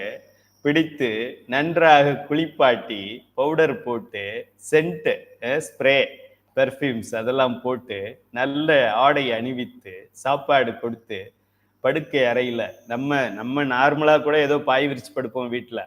இப்போ சார் புது சார் வந்திருக்கிறாருன்னு சொல்லிட்டு ஐயா வந்திருக்காங்கன்னு சொல்லி ஸ்லீப் வெல் அப்படின்னு இது போட்டு மேட் வாங்கி மேட்ரஸ் புதுசா போட்டு இன்னும் பாலித்தீன் கவர் கூட பிரிக்கல, அப்படி போட்டு ரெடி பண்ணி நீ காலையில் தான் ஏசி ஃபிட் பண்ணி அது பண்ணி இது பண்ணி இந்த நாய்க்கு எல்லாம் ரெடி பண்ணி இந்த நாயை தூக்கி அதுல போட்டு என்ன என்ன சொல்லியிருக்க, அப்படி போட்டு படுக்க வச்சுட்டு இப்படி திரும்பினீங்கன்னா அது என்ன பண்ணும், ஜம்ப் பண்ணி அந்த பக்கம் கதவு திறந்திருந்ததுன்னா திரும்ப ஓடிடும். எங்க ஓடும், எங்க இருந்து பிடிச்சிட்டு வந்தோமோ அங்க ஓடும். அது மாதிரிதான் நம்மளும். ஆக பெருமான் என்ன பண்றாரு, கொஞ்சம் கொஞ்சம் கொஞ்சம் கொஞ்சம் கொஞ்சம் கொஞ்சமா சொல்லி, இப்ப சரியை சொல்லியிருக்கேன்ப்பா புரிஞ்சிருச்சா, அழகு 4 நடத்திட்டோம் புரிஞ்சிருச்சா, சீனா சிவம் சொல்லியிருக்கோம் புரிஞ்சிருச்சா அப்படின்னு ஒன்னொன்னா புரிய வச்சு புரிய வச்சு புரிய வச்சு புரிய வச்சு கொஞ்சம் கொஞ்சமா ஏத்திக்கிட்டே போறாரு. சும்மா ஒரே நாள்ல ஸ்வைங்கிங் பண்ணா ஒரு நாள்ல கீழே இறங்கிடும். நம்ம ஜென்ரலா பொதுவா சொல்லுவாங்க, ஒரு நாள்ல வந்த செல்வம் என்ன ஏதோ சொல்லுவாங்க, தானா வந்தது தானா போயிடும் அப்படிம்பாங்க. திடீர் செல்வம் திடீர் நஷ்டமாகும் அப்படிம்பாங்க. அதுபோல திடீர் புகழும் திடீர்னு இகழ்வாகும். ஆக எதெல்லாம் நம்ம கன்சிஸ்டண்டா பண்றோமோ அது நமக்கு காலம் பூரா நிற்கும். அதனாலதான் பெருமான் இந்த பிறவிகளை இத்தனை பிறவிகளை கொடுக்க வேண்டிய கட்டாயத்தில் அவர் இருக்கிறார். அவருக்கு ஒன்றும் லிமிட் கிடையாது. டோட்டலா 100 பிறவி தான் கொடுக்கலாம், அதுக்குள்ளேயும் ஏதாவது ஒண்ணு பண்ணுங்க அப்படின்னா அவர் அதுக்கு தகுந்த மாதிரி பண்ணுவார். அவருக்கு என்ன இருக்கு, இந்த நாய் இப்போ ஓடி போயிடுச்சு இல்லையா, போகட்டும், okay go die, one day you will come, I will come, திரும்ப நான் அதை ஆரம்பிச்சுக்கிறேன் விளையாட்டை, எனக்கும் ஒன்றும் அவசரம் இல்லை உனக்கும் ஒன்றும் அவசரம் இல்லை, ஏன்னா நீயும் அழிய போறது இல்லை நானும் அழிய போறது இல்லை, நீ அனாதி நான் அனாதி, இந்த அணவமலம் அனாதி, அதனால நம்ம 3 பேருக்கும் வேற ஒன்றும் ஜாப் கிடையாது, டெத்து கிடையாது, நம்ம ஏதாவது டைம் பாசிங் பண்ணித்தானே இருக்கணும், அதனால போயிட்டு வா அப்படின்னு விட்டுருவாரு. சில பெற்றோர்கள் ஊதாரித்தனமாக அதிக செலவு செய்யும் மகனிடம் தன்னுடைய மகன் கிட்ட கஷ்டப்பட்டு சம்பாதிச்சாதாண்டா காசோட அருமை தெரியும் அப்படின்லாம் சொல்லுவாங்க. இவங்க காலத்துல கஷ்டப்பட்டு சம்பாதிச்சிருப்பாங்க, பிள்ளைங்களுடைய மனம் கோணக்கூடாது அப்படின்றதுனால டேடி ஐ வாண்ட் 10K அப்படின்னு போட 10,000க்கு 30 கூட போட மாட்டான், அதை இன்னும் ஷார்ட் பண்ணி கே போடுவோம். கேன்னு போட்டா 1000 அர்த்தம். ஐ நீட் 10K அப்படின்னு போடுவோம். ஐயோ பிள்ளை 10,000 கட்டுச்சு, பிள்ளை 10,000 கட்டுச்சு, பிள்ளை 10,000 கட்டுச்சு, ஏதோ கஷ்டப்படுமோ என்னவோ தெரியல, இந்த அம்மாவுக்கு, இந்த அம்மா இருக்கிறாங்களே அவனுக்கு எடுக்கிறதுல முதல் பங்கு இந்த அம்மாவுக்கு தான். அப்பாவது பரவாயில்ல, அவன் ஏதாவது பார்ட்டி கீட்டின்னு போயிடுவான், வெறும் 1000 அனுப்புவான்னு சொன்னான். இல்லை பிள்ளைக்கு மனசு கஷ்டமாயிடும், அவங்க காலேஜில் மற்றவங்கலாம் இது பண்ணுவாங்க, ஏதாவது ஸ்கூலில் ஃபீஸ் கட்ட சொல்லியிருப்பாங்க காலேஜில், உங்களுக்கு என்ன தெரியும், நீங்கள் கட்டியிருந்தா தானே தெரியும், உடனே 10,000 அனுப்பணும், நீங்கள் அனுப்புனா 10,000, நான் அனுப்புறதுனா 20,000 அனுப்பிடுவேன்னு சொன்னோன்னா அவர் 10,000 போட்டு விட்டுருவார். அவனுக்கு இந்த 10,000 எப்படி வந்தது, அப்பா மூட்டை தூக்கியிருப்பார், வாட்ச்மேன் வேலை பார்த்துருப்பார், கடையில் பரோட்டா மாஸ்டரா இருந்திருப்பார், பிள்ளைக்கு 10,000 போகுது. இந்த பிள்ளைக்கு இதோட அருமை தெரியுமா? அது என்ன பண்ணும், இன்னைக்கு ரிலீஸ் ஆகின படத்துல ஹையஸ்ட் டிக்கெட் எதுவோ அதை புக் பண்ணி படம் பார்த்துட்டு அப்படின்ட்டு. பெருமான் என்ன பண்றாரு, அது போல உனக்கு அனுபவித்தால்தான் உனக்கு தெரியும் அப்படிங்கிறதுனால அனுபவிச்சு அனுபவிச்சு அனுபவிச்சு அனுபவிச்சு முதல்ல எனக்கு இது வேணும் இது வேணும், படிப்பு படிப்பு படிப்பு படிப்பு படிப்பு படிப்பு, சரி படி, என்ன பிஜி படிக்க வைக்கிறேன், அடுத்த பிறவில உன்னைய யூஜி படிக்க, சரி மாஸ்டர் படிக்க வைக்கிறேன், அடுத்த பிறவில உன்னைய முனைவர் படிக்க வைக்கிறேன், அதுக்கு மேல முனைவர் டபுள் முனைவர் வாங்கி தர்றேன், அப்படி இப்படி ஒரு நாள் வந்து போய் வயசு 55 ஆயிடுச்சு, பதி பசு பாசம் படிக்கல, மற்றதெல்லாம் படிச்சு என்ன பிரயோஜனம் அப்படின்னு உனக்கு தோணும் போது வா, அது வரைக்கும் படி. அப்புறம் வேற என்ன வேணும், பணம் வேணுமா வச்சுக்க, எவ்வளோ, 1 lakh take it, 10 lakh take it, 1 crore take it, 10 crore take it, 100 crore take it, $1 million, $1 billion, $1 trillion take it. Trillion US dollar எனக்கு இப்போ வந்துச்சுன்னா நான் என்ன பண்றதுன்னே எனக்கு தெரியாது, எனக்கு அதுலேயே ஹார்ட் அட்டாக் வந்து. ஆகையால் ஐயோ சாமி அதெல்லாம் வேண்டாம், ஒரு 1 crore இருந்தா போறோம் அப்படின்னு நான் சொல்லும்போது ஓகே கம், அப்படி ஒன்னொன்னா நமக்கு அனுபவத்துக்கு கொடுத்து கேட்கறதெல்லாம் கொடுத்து நமக்கு சீராட்டுகின்ற பெருமான் தான் சிவபெருமான், கருணை கடவுள். அவன் காட்டும் கருணைக்கு அளவே இல்லை. அதனால்தான் அவன் தாயிற் சிறந்த தயாவான தத்துவன். இந்த உலகத்திலேயே நமக்கு இருக்கின்ற ரொம்ப உன்னதமான ஒரு உறவு, ரொம்ப ஒரு ஆத்மார்த்தமான ஒரு உறவு, தன்னலமற்ற ஒரு உறவுன்னு சொல்லக்கூடியது தாய் தான், முதல் உறவு. அதுக்கப்புறம் தான் மற்றதெல்லாம், நம்ம பிரதர் சிஸ்டர் கூட அப்புறம்தான். ஆக அந்த தாயிற் சிறந்த தயா அப்படின்னா என்ன அர்த்தம்? தாயே பெருசு, அதை விட பெருசு சிவபெருமான். உயிரோடு கலந்து நிற்கும் ஆணவ மலத்தை அடக்கும் பொருட்டு சிவபெருமான் தம் கருணை நோக்கால் உயிர்களை பிறப்பு இறப்புக்கு உட்படுத்துகின்றார். அவ்வாறு உயிர் பிறக்கும் போது 4 வகை தோற்றமும் 7 வகை பிறப்பும் 84 லட்சம் யோனி பேதங்களும் 4 7 84 lakhs. இது நமக்கு நல்லா தெரியும். ஏன்னா 799 கோடி பேருக்கு இது தெரியாது, 1 கோடி தான் தெரியும். அதுல நீங்களும் நானும் இருக்கோம். அதனால நம்ம சத்தமா சொல்லணும். நம்ம சத்தமா சொல்லலை, இந்த 1 கோடி பேர் சத்தமா சொல்லலைன்னா 799 கோடி பேருக்கு இது எப்படி புரியும்? ஆக சத்தமாக சொல்ல வேண்டியது நம்மளுடைய கடமை. 4 வகை தோற்றம் எப்படியெல்லாம் தோன்றலாம் அப்படின்னா, ஒன்று முட்டையிலிருந்து வரலாம், அல்லது விதையிலிருந்து வரலாம், அல்லது வேர்வை அழுக்கு அதிலிருந்து வரலாம். அப்படி இல்லை என்றால் ஒரு தந்தை தாய் என்கின்ற ஒரு உறவில் தாயின் கருப்பையில் கருத்தரித்து வளர்ந்து டெலிவரி ஆகி வரலாம். இது போலதான் இந்த ஜீவராசிகள் எல்லாமே. நீங்க எதை பார்த்தாலும், அமெரிக்காவில் போய் ஒரு யானையை பார்த்தாலும் அதுவும் இந்த 4ல இருந்து ஏதோ ஒன்றுல தான் வந்திருக்கும். நீங்க அண்டர் சி போகும்போது அங்கே ஏதாவது ஒன்று இப்படி ஓடிக்கிட்டே இருக்கு அப்படின்னாலும் இந்த 4ல இருந்து தான் வந்திருக்கணும், வேற எங்க இருந்து வர முடியாதுல்ல. ஆத்தன்டிக்கா சொல்லக்கூடியது சைவ சித்தாந்தம் தான். நீங்க யாராவது நீங்க பிரம்மாவே கூப்பிட்டு கேளுங்க, அவருக்கே சந்தேகமாயிடும். பிரம்மா இது 4க்கு மேல அதெல்லாம் எனக்கு தெரியாதுப்பா, சொல்றதே செய்யறேன் நான், அவ்வளவுதான். ஸ்டாப்லர் போடுனாரு, ஸ்டாப்லர் போட்டுக்கிட்டு இருக்கேன், மீதியெல்லாம் எனக்கு தெரியாதுன்றாரு. அப்ப பிரம்மாவுக்கே தெரியாது அப்படின்னா மற்றவனுக்கு எப்படி தெரியும்? சைவ சித்தாந்தமானவனுக்கு மட்டும்தான் தெரியும். 4 வகையில்தான் பிறப்புகளை எடுக்க முடியும், வேற வகையே இல்லை, இருக்க போவதும் இல்லை. அப்படி 4 வகையில வர்றதை எடுத்து பிரிச்சோம் அப்படின்னா, இப்ப முட்டையில தோன்றுவது அப்படின்னு நம்ம அது தோற்றம் தான் முட்டை வழியா. முட்டை வழியா வர்றதுல பாம்பும் இருக்கு, பறவையும் இருக்கு. நல்லா தெரிஞ்சுக்க. எப்படி 4 7 ஆகுது அப்படின்னா, 4ல இப்போ முட்டை எக்ஸாம்பிளே நான் எடுத்துக்கிறேன். முட்டையில இருந்து என்னென்ன வருது? பாம்பு முட்டையில இருந்து வருது, சிக்கன் முட்டையில இருந்து வருது, இது என்னது, பறவைகள், மற்ற பறவைகள் முட்டையில இருந்து வருது. அப்ப ஊர்வனன்னு சொல்லக்கூடிய ஒரு பாம்பும் முட்டையில இருந்து தான் வருது, பரப்பன என்று சொல்லக்கூடிய பறவைகளும் முட்டையில இருந்து தான் வருது. ஆக தோற்றம் முட்டையாக இருந்தாலும் அதுல இருக்கிற வெரைட்டி 2 வகையாக இருக்கிறது. அப்படி இந்த 4 வழியா வந்ததை பிரிச்சோம்னா 7ஆக பிரிக்கலாம். அந்த 7 என்ன அப்படின்னாக்க, 1 தாவரங்கள், நீர் வாழ்வன, ஊர்வன, பறவைகள், விலங்குகள், மனிதர், தேவர்கள். தேவர்கள் அப்படின்னு இதுல சொல்லியிருக்கிறத நம்ம நல்லா தெரிஞ்சுக்கணும். அப்போ அடுத்த பிறவி நமக்கு தேவராக கிடைக்கும் என்றாலும், தேவராக நீ பிறக்கணும்னாலும் இந்த 4ல இருந்து ஏதாவது ஒன்னாதான் பிறக்கணும்.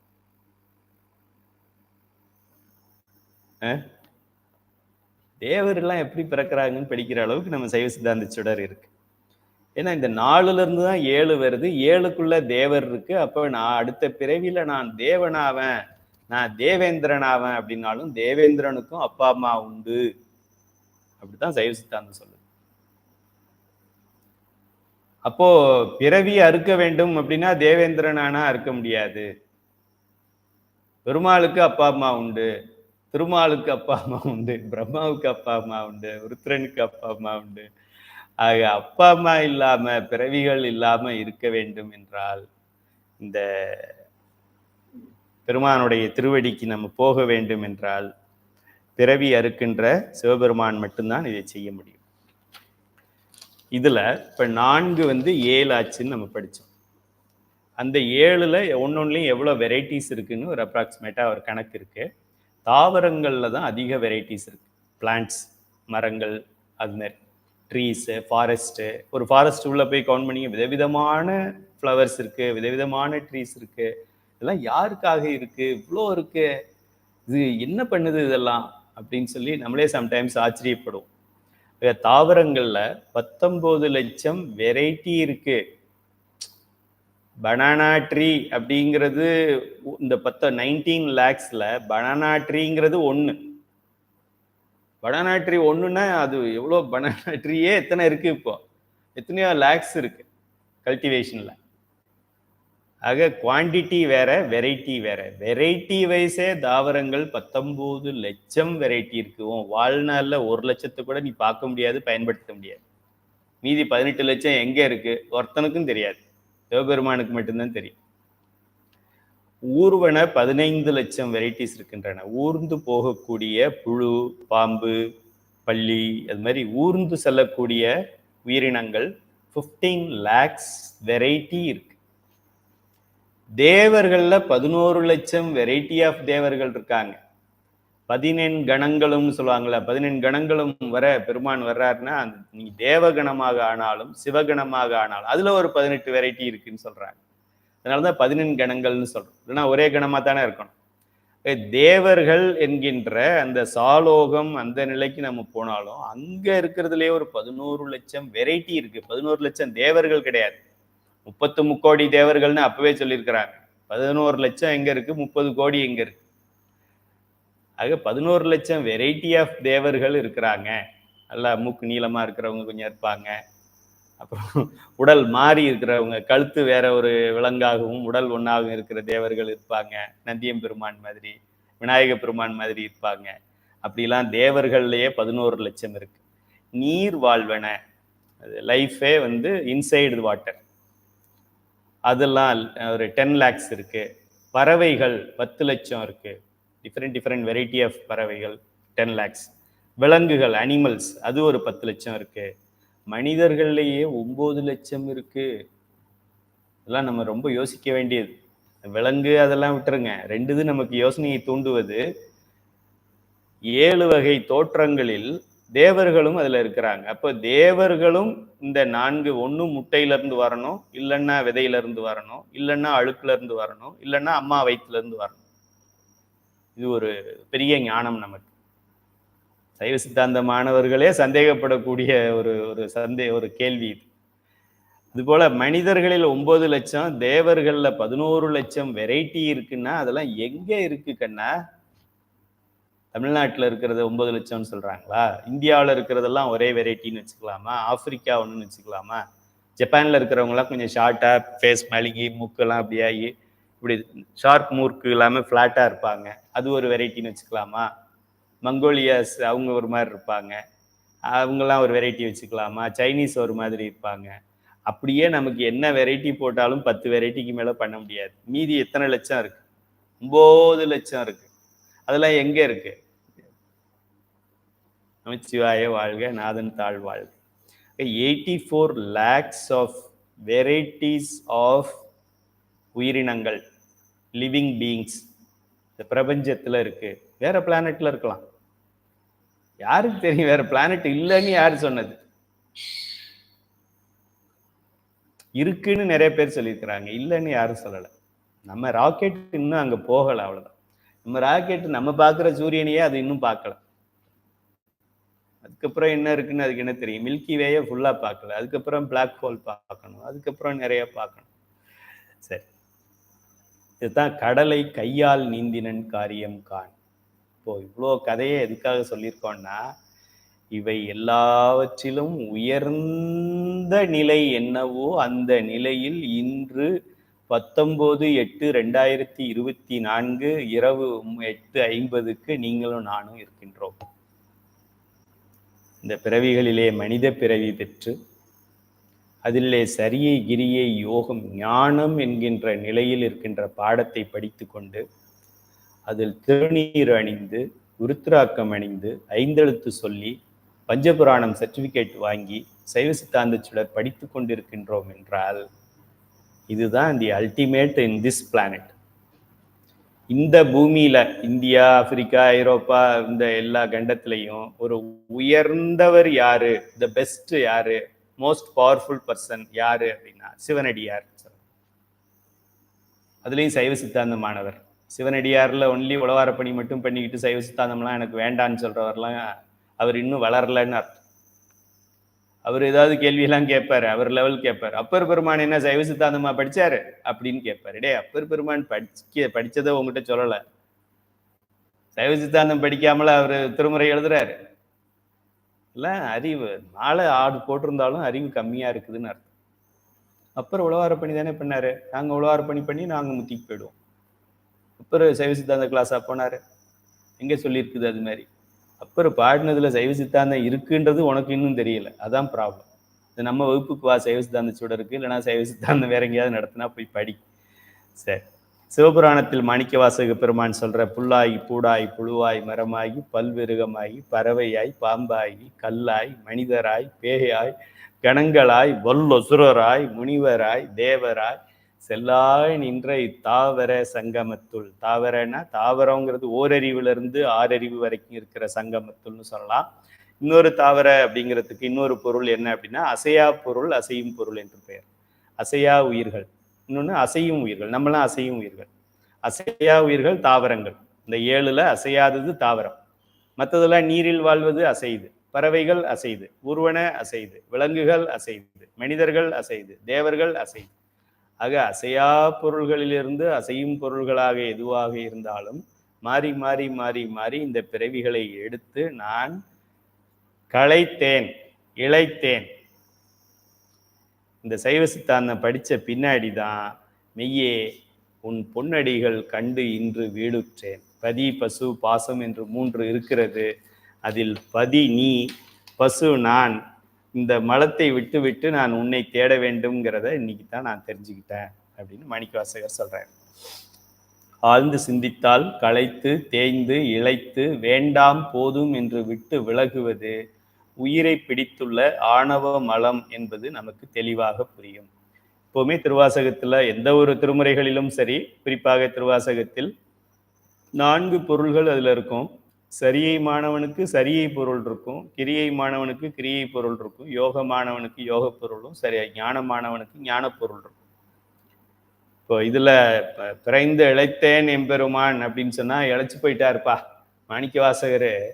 ரொம்ப இழைச்சு போயிட்டாரு. முன்னாடி போட்டோல பார்க்கும்போது நல்லா குண்டா ஆஜானு பாகுவா அப்படியே ஒரு 6 பேக் பாடியோட அப்படி இருந்தாரு. இப்போ கடைசியா சிதம்பரத்துல பார்க்கும்போது இப்படி நிற்கிறாரு. அதான் இழைத்துட்டேன்னு சொல்றாரு. இது ஒரு மாணவனுக்கு இழைத்தேன்னா இழைச்சு போறது. வெயிட் லாஸ் ப்ரோக்ராம் ஆம்வேல கொடுக்குறாங்களா, you want to lose weight, read Thiruvasagam அப்படின்ற மாதிரி. அது பேசிக் பொருள். இழைத்தேன் எம்பெருமான் இந்த பிறவியிலே நம்ம இந்த உயிர் புல்லாகி பிறந்து இது மாதிரி அது போல 84 லட்சம் இப்படி அப்படி அந்த பிளானெட்டு இந்த planet under the sea upper the sea upper the air upper the ஏறுது, அப்புறம் இன்சைடு த மூணு அவுட் சைடு த மான் அவுட் சைடு தி சன்னு அப்படின்னு பிறந்து பிறந்து பிறந்து பிறந்து பிறந்து இழைச்சு இந்த உயிர் இந்த பிறவி என்கின்றதுல இருந்து இழைத்து போகிறது. அது ஒன்று. இப்படி இந்த பிறவி இழைக்க இழைக்க இழைக்க என்ன ஆகுது, ஆணவ மலம் உயிர் மேல ரொம்ப திக்கா இருந்தது. அது பிறவி பிறவி பிறவி பிறவிலையும் படிச்சு வணங்கி சரியை பண்ணி கிரியை பண்ணி யோகம் பண்ணி ஞானம் பண்ணி பண்ணி பண்ணி பண்ணி பண்ணி ஆணவ மலமும் தேஞ்சு போச்சு அப்படிங்கிறது யோக நிலை மாணவனுக்கான பொருள். ஆக வார்த்தை ஒண்ணுதான், இழைத்தேன் எம்பெருமான். எல்லா பிறப்பும் பிறந்து இழைத்தேன் எம்பெருமான். இந்த பிறந்து இழைத்தேன் அப்படிங்கிறது அது 4 இழைப்பு இருக்கு. உடல் இழைப்பு, பிறவி இழைப்பு, ஆணவமல இழைப்பு, அப்படி 4 வகையான இழைப்பு இருக்கின்றது. இதைத்தான் நம்ம என்ன சொல்றோம், மலம் ஆணவ மலம் உயிரை விட்டு விலகுகின்ற நிலைக்கு பெயர் மல பரிபாகம். எழுதிக்கங்க, மல பரிபாகம் என்று சொல்லுவோம். இந்த மலம் விலக ஆரம்பிச்சிருச்சு அப்படின்னாலே வெளிச்சம் வந்துடும். இருள் விலகி விட்டது அப்படின்னா வெளிச்சம் வந்துடுது இல்லை. கவர் ஸ்க்ரீனை நமக்கு விண்டோ ஸ்க்ரீனை தள்ளி விட்டோம் அப்படின்னா வெளிச்சம் வந்துடுது. வெளிச்சம் ஏற்கனவே இருந்தது, ஸ்க்ரீன் மறைச்சிருந்தது. ஸ்க்ரீன் ஓப்பன் பண்ணி விண்டோ ஓப்பன் பண்ணாக்க வென்டிலேஷன் ஆயிடுது. ஸ்க்ரீனு நகர்த்தினதுனால சன் வரல, சன் வாஸ் தேர். அதுபோல ஏற்கனவே அறிவு பிரைட்னஸ் எல்லாம் இருக்குது இந்த உயிருக்கு. மறைஞ்சு இருந்த அந்த ஸ்கிரீன் விளக்கப்பட்டு விட்டதால் இப்ப பிரைட்னஸ் ஈஸியா வெளியில தெரியுது. ஆக இந்த இந்த மறைப்பை நீக்குவதற்கு நாம் என்ன சொல்கின்றோம்? மல பரிபாகம். பரிபாகம்னா விலகுதல், தேய்ந்து போய் விலகுதல், மல பரிபாகம். இது ஸ்டெப் 1. இந்த மல பரிபாகம் அப்படிங்கும்போது இருவினை ஒப்பு இருக்கும். மல பரிபாகம் எப்படி நடக்கும்? இருவினை ஒப்பு நடக்கும். எது செஞ்சாலும் சிவம் செய்யறது. இந்த வகுப்பு யார் நடத்துறது? கைலை அறக்கட்டளையில் கைலை துரைசாமி யார்? No no no no no. ஒரு காலும் அவரால் நடத்த முடியாது. சிவபெருமான் நடத்துகிறார், இல்லைன்னா நடத்த முடியாது. இந்த பாடம் எழுதுற அறிவே எனக்கு உண்மையிலே கிடையாது. நான் எழுதும்போது நானே ஒரு முறை படிக்கும் போது இது நான் எழுதுனது தானான்னு எனக்கு சந்தேகம் வரும். ஆக இது நான் நல்லா தெரிஞ்சுக்கிட்டேன். இப்போ எனக்கு சந்தேகம் இப்போ வர்றதில்லை. ஏன்னாக்க இது நான் எழுதலைன்னு எனக்கு தெரிஞ்சிச்சு. ஆனா ஆரம்பத்துல நான் எழுதுனதுன்னு சொல்லிக்கிட்டு இருந்தேன். அதை படிக்க இது நான் எழுதல, என் பெயர்ல வேற யாரோ எழுதியிருக்கிறாங்க, புனை பெயரில் எழுதியிருக்கிறாங்கன்னு தெரியுது. ஆக நமக்கு இது பெருமானுடைய செயல், இது என் செயல் அல்ல, அவன் செயல் அப்படிங்கிறது தெரிஞ்சிருச்சுன்னா இந்த இருவினை ஒப்பு நமக்கு வந்துடும். அப்போ இந்த பாடத்தை எழுதியது நான் அல்ல, சிவபெருமான். இதை நடத்துவது நான் அல்ல, சிவபெருமான் தான் இப்ப நடத்திட்டு இருக்காரு இந்த வகுப்பை. எதுக்கு என்ன உதாரணம் சொல்லணும், எதை எப்படி எக்ஸ்பிளைன் பண்ணணும் வகுப்பு அப்படின்னா அப்படி சொன்னேன் அப்படின்னாக்க ஐயோ எதையாவது தப்பா சொல்லிட்டோமோ, என்ன சொன்னோம்? அப்படி ஒரு வாழ்நாள்ல எனக்கு வாழ்க்கை முடிஞ்சிச்சு, என் லைஃப் டார்க்னஸ் தான், வார்த்தையில என் வாழ்க்கை பிரைட்னஸ் ஆயிடுச்சு அப்படின்னு சில மாணவர்கள் சொல்லும் பொழுது, அப்படி என்ன ஒரு மேஜிக் வேண்டுன்னு சொல்லுவாங்க. என்ன கையில மந்திரத்தை வச்சிருக்கிறோமா, நம்ம என்ன பெரிய மந்திரவாதியா, சித்தரா அப்படின்னு நமக்கே ஒரு பயம் வருது. அப்படிலாம் கிடையாது. பெருமான் இயக்கினால் கல்லும் இயங்கும், மலங்கள் இயங்குது, உயிர் பொருளாகி நம்ம இயங்க மாட்டோமா?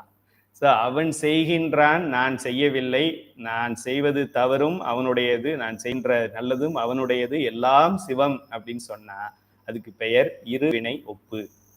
பின்னாடி அதெல்லாம் நம்ம படிக்க போறோம். ரெண்டு வினையும் ஒன்னா ஒப்பாக நாம் பார்க்கின்றோம், சமமாக பார்க்கின்றோம். சிவனடியார்களுக்கு அடையாளமாக சொல்லுவாங்க பெரிய புராணத்துல. அவருக்கு என்ன சொல்லுவாங்க? திருவோடும் தங்கத்துல ஒரு ஓடு செய்யறதும் திருவோடுல ரெண்டும் ஒன்னா பாக்குறவங்க அப்படின்னு சொல்லுவார் சேக்கிலார். யாராவது பதிவிடுங்க அதை. அது ரெண்டும் ஒன்னா பாக்குறவங்க அவங்க. அந்த நிலைக்கு ஏன் அது ரெண்டையும் ஒன்னா பாக்குறாங்க அப்படின்னாக்க, இதுவும் சிவம் கொடுத்ததுதான், இதுவும் சிவம் கொடுத்ததுதான், இதுவும் அவன் வாங்கிட்டு போயிடுவான், இதையும் வாங்கிட்டு போயிடுவான், இதுவும் எனக்கு சொந்தம் கிடையாது, அதுவும் எனக்கு சொந்தம் கிடையாது. இதெல்லாம் எது வரைக்கும் என் சொந்தம்? இந்த உடம்புல என்னுடைய உயிர் இருக்கிற வரைக்கும் சொந்தம். உயிர் இந்த உடம்பை விட்டு பிரிஞ்சிருச்சுன்னா உடம்பே எனக்கு சொந்தம் இல்லப்பா. நான் சொல்லிட்டு இருக்கிற இந்த உடம்பு போட்ட கார்னியர் எல்லாமே எனக்கு சொந்தம் இல்லை. நான் வாங்கின பிளாட் மட்டும் எப்படி எனக்கு சொந்தமாக போகுது? அது ஏற்கனவே அது தேர்ட் ஆப்ஜெக்ட். ஓடும் செம்பொன்னும் ஒக்கவே நோக்குவார். திருவோடும் செம்பொன்னும் ஒக்கவே நோக்குவார். இது கோல்டு, இது சில்வர், இது மெட்டல், இது பிளாட்டினம் அப்படிலாம் பார்க்க மாட்டார். திருவோடும் தங்கத்து ஓடும் ஒக்கவே நோக்குவார். இதுதான் இருவினை ஒப்பு. இருவினை ஒப்பு வந்துருச்சுன்னா மலபரிவாரம் வந்துருச்சுன்னு அர்த்தம்.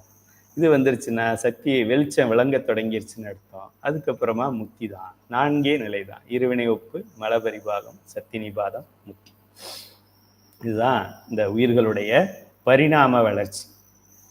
இந்த டார்வின் இந்த பாடத்தை தான் எழுதியிருக்கணும். உயிர்களின் பரிணாம வளர்ச்சி என்று பாடம் எழுத வேண்டும். அதில் உயிர்கள் ஆணவ மல மறைப்பில் இருந்தது, அதுக்கு கேவல நிலைன்னு பெயர். அப்போ ஒரு மலம் மறைத்திருந்தது, அதோட இன்னும் 2 மலத்தை சேர்த்து சகல நிலைக்கு வருகிறது. இப்போ 3 மல மறைப்பு இருக்கு. அப்புறம் இந்த உலக வாழ்க்கையில் அடிபட்டு ஒரு மலம் குறைஞ்சிருது, 2 மலம் ஆயிடுது, அப்புறம் 1 மலம் ஆகுது. இப்போ முன்னாடியும் 1 மலத்துல இருந்தது, இப்பவும் 1 மலத்துல தான் இருக்கு. நடுவுல கூடுனதை நடுவுலையே விட்டுட்டு போகுது. இதுதான் உயிர்களின் பரிணாம வளர்ச்சி. இந்த மாதிரி பாடம் இந்த இந்த உலகத்துல எங்கேயுமே கிடையாது. இங்க பிசிக்ஸ்லையும் கிடையாது, கெமிஸ்ட்ரிலையும் கிடையாது, எம்பிபிஎஸ்லையும் கிடையாது, எம்டெக்லையும் கிடையாது, எம்ஃபார்ம்லையும் கிடையாது, எம்ஃபில்லையும் கிடையாது இந்த பாடம். இதுதான் முதல் பாடம். இதை விட்டுட்டு மற்றதெல்லாம் படிச்சிருவோம். முதல்ல ஒரு கேட்டர்பில்லரா இருக்கும், கேட்டர்பில்லர் பட்டர்ஃப்ளை ஆகும், பரிணாம வளர்ச்சி, அதெல்லாம் படிச்சிருவோம். இந்த உயிர் கேவலமா இருக்கும், அப்புறம் சகலமாகும், அப்புறம் பிரளயமாகும், அப்புறம் விஞ்ஞானமாகும். அது நம்ம படிக்கிறது கிடையாது. இதுதான் நம்மளுடைய முதல் பாடமாக இருக்க வேண்டும். போனால் போகட்டும் போடா, இவ்வளோ வருஷம் வேஸ்ட் ஆயிடுச்சுன்னு கவலைப்பட வேண்டாம். இவ்வளோ வருஷம் ஏதோ நல்லது பண்ணதுனால தான் இன்னைக்கு இந்த நிலைக்கு வந்திருக்கிறோம். ஆகையால் மீதி இருக்கின்ற காலத்தை மிகவோர் காலம் இனி இல்லை. நெக்ஸ்ட் இயர் January 1st 2025 இருந்து everyday I will read Panchapuranam. You will never never never ever read Panchapuranam. இன்னைக்கு செய்யாதது என்னைக்கு செய்ய முடியாது. மிகவோர் காலம் இனி இல்லை. அடைவோம் நாம் போய் சிவபுரத்துள், அணியார் கதவது அடையாமே. பெல் அடிச்சது 9 o'clockனாக்க கதவை அடைச்சிருவோம். யூடியூப் வந்து எண்ட் ஸ்ட்ரீம் போட்டிருப்போம். அதுக்கு முன்னாடி அடைவோம் நாம் போய் சிவபுரத்துள். மூலபண்டாரம் வழங்குகின்றான் வந்து முந்துமினே. வேற வகுப்புக்கு போயிடாதீங்க, இந்த வகுப்புக்கு வாங்க. சோஃபார் வீக்லி 2 வகுப்பு இருக்கு, இந்த வாரத்துல இருந்து 3 வகுப்பு இருக்கு. அதனால இந்த வகுப்புக்கு வந்துருங்க. பிற்பால் நின்று பேல்கணித்தால் பெருதற்கரியன் பெருமானே.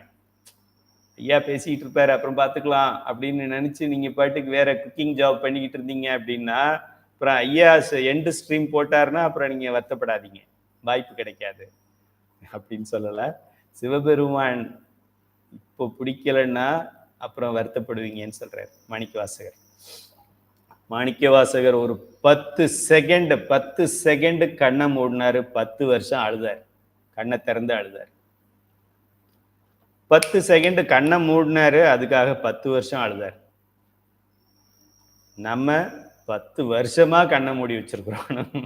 சிவத்தை பத்தி தெரியாம, பதிப்பசு பாசம் படிக்காம 10 வருஷமா கண்ணை மூடிக்கிட்டு இருக்கிறோம். அப்போ நம்ம எத்தனை வருஷம் அழுகணும்னு பாருங்க. 10,000 வருஷம் அழுகணும், அதுக்கு மேலேயே அழுகணும். கணக்கு போட்டு பாருங்க. 10 செகண்ட் சிவபெருமான் வந்து அருள் செய்தார், கண்ணை மூடினார். திறக்கிறதுக்கு கொஞ்சம் லேட் ஆயிடுச்சு, கொஞ்சம் அசந்தார், லைட்டா கேர்லெஸ்ஸா இருந்துட்டார். ஒரு ஃபியூ செகண்ட்ஸ் கேர்லெஸ்ஸா இருந்தாரு. ஃபியூ செகண்ட்ஸ் கேர்லெஸ்ஸுக்கு அவர் அந்த அங்க திருப்பெருந்துறையில அவர் அந்த குதிரை வாங்க போனப்போ அப்ராக்சிமேட்டா அவருக்கு ஒரு 20 வயது இருந்திருக்கலாம். யாராவது ஆராய்ச்சி பண்ணியிருந்தா கரெக்டா சொல்லுங்க. 20 வயதுல ஒரு 10 செகண்ட் சிவபெருமான் அவர் பேக் பண்ணி கிளம்பினதை பார்க்கல, அவர் கேர்லெஸ்ஸா இருந்துட்டார். அதனால 20 வயதுல இருந்து 32 வயது வரைக்கும் அழுது அழுது அழுது அழுது அழுது அழுது வாழ்ந்தார். இப்போ 10 செகண்ட்ஸ் லாஸுக்கே 10 இயர்ஸ் அழுகணும்னா 10 இயர்ஸ் லாஸ் பண்ணா 10 மில்லியன் பர்த் நம்ம அழுக வேண்டியது. இன்றிலிருந்து ஒரு நாள், ஒரு நிமிடம், ஒரு நொடி பொழுதை கூட நாம் வீணாக்கக்கூடாது. என்ன பணி, உலகியல் பணியாக இருந்தாலும் நம்ம சிவாயன்னு மனதுக்குள்ளே சொல்லிட்டு அதை பண்ணிட்டு இருந்தா என்ன, அதுல என்ன இருக்கு?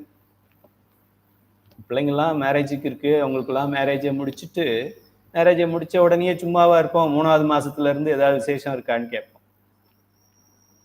விசேஷம்தான்னு சொல்லிடுச்சுன்னா சும்மாவா இருப்போம். அப்புறமா பொட்டியை தூக்கிட்டு போயிடும். அப்புறம் குழந்தை பிறந்துட்டா விட்டுட்டு வந்துடுறோமா ஹாஸ்பிட்டல்லையே, ஐயோ என் பேரனாச்சே அப்படின்னு அங்கேயே உட்காந்துரும். விசா எடுத்துக்கிட்டு யூஎஸ்க்கு போவோம் பிள்ளைய பார்த்துக்கிறதுக்கு. அங்க அம்மாவை விட ஆயம்மா காஸ்ட்லி. அதனால பிள்ளைங்கள்லாம் அன்போட கூப்பிடுவாங்க, அம்மா நீங்க வாங்க நீங்க வாங்க. என்னன்னு கேட்டா பிள்ளைய பார்த்துக்கிறதுக்கு இதுதான் சீப், மற்றதெல்லாம் காஸ்ட்லி, அதனால கூப்பிடுவாங்க. ஆக இதுதான் இந்த உலக வாழ்க்கை. உயிரின் பல்வேறு இயல்புகளை பற்றி நாம் இன்று தெரிந்து கொண்டோம். இந்த உயிர் எப்படி இருந்தது, உயிர் ஏன் பிறவிக்கு வந்தது, உயிருக்கு ஏன் இறைவன் பிறவியை கொடுத்தார், ஏன் ஒரே பிறவிலேயே இந்த கணக்கு முடியலை, இந்த உயிருக்கு பிறவியை கொடுத்து தான் அவன் அருள் செஞ்சிருக்கணுமா, வேற வழி இல்லையா? கண்மமலம் மாயமலம் எப்படி கூட்டினார், ஏன் கூட்டினார், யாருக்காக கூட்டினார்? இந்த உயிர்கள் சார்ந்ததின் வண்ணம் இந்த உயிர்கள் அறிவித்தால்தான் அறியும். எல்லா இடங்களையும் நம்ம ஏன் வாட்ஸ்அப்பில் போட்டுக்கிட்டே இருக்கோம், இது அது இது அதுன்னு. அறிவித்தால் தான் அறியுங்கிறது உயிரோட இயல்பு.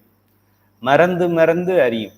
எதெல்லாம் நான் அன்னன்னைக்கு இப்போ இன்னைக்கு வகுப்பு இருக்குன்னு போட்டிருக்கேன், இப்போ ஒரு அம்மா ஃபோன் பண்ணி இன்னைக்கு வகுப்பு இருக்கான்னு கேட்குறாங்க. போன வாரம் ஏன் வகுப்பு வைக்கலன்னு இப்போ கேட்குறாங்க. போன வாரம் வகுப்பு இல்லைன்னு போன வாரம் காலையிலேயே போட்டுட்டேன் நான். எவ்ரிடே ஃபர்ஸ்ட் நியூஸ் அன்னைக்கு வகுப்பு பற்றி தான் போடுறோம். அது பார்க்காம போன வாரம் இல்லைன்னதையும் பார்க்கல, இன்னைக்கு இருக்குன்றதையும் அவங்க பார்க்கல. ஸோ நம்ம என்ன பண்றது? உயிரோட இயல்பு அப்படித்தான். விட்டு விட்டு தான் அறியும், அறிவித்தால் தான் அறியும். திட்டுனாலும் கொஞ்ச நேரம் கொஞ்சம் இதாக கரெக்டாக இருக்கும், அப்புறம் திரும்ப பழையபடி போயிடும். அதான் உயிரோடைய இயல்பு. விரிவாக நாம் இன்னைக்கு பார்த்தது அனுபவத்தால் மட்டும் அறியும் என்ற இயல்பு. எல்லா அனுபவங்களுக்கு பின் உயிர் இறைவனை தேடும், அப்போது அவன் சிவானந்த முக்தியை தருவான். முதல்ல எதையாவது ஏ தேடும், பி தேடும், சி தேடும், டி தேடும், இ தேடும், எஃப் தேடும், அதுதான் கரெக்டுன்னு சொல்லும், அப்புறம் ஜி தான் கரெக்டுன்னு சொல்லும், கடைசியா லார்ட் சிவா தான் கரெக்டுன்னு சொல்லும்போது நமக்கு சச்சிதானந்தம் கிடைத்துவிடும். நமக்கு என்ன ஒரு பெரிய ஒரு கிஃப்ட் என்ன என்றால், நம்ம தான் நெக்ஸ்ட் சீனியர் பேட்ச். இன்னொரு 1000 பேருக்கு அவர் முத்தி கொடுக்க போறாரு அப்படின்னா நீங்களும் நானும் ஃபர்ஸ்ட் பேட்ச்ல இருக்கோம். இப்போ நிறைய பேர் டீச்சர் ட்ரைனிங் முடிச்சுட்டு போஸ்டிங்க்கு வெயிட்டிங்கில் இருப்பாங்க. ஐஏஎஸ் முடிச்சுட்டு எல்லாம் இன்டர்வியூ எல்லாம் முடிச்சுட்டு போஸ்டிங் இல்லை, இது இல்லை, வேக்கன்சி இல்லைன்னு வெயிட்டிங் இருக்கும்.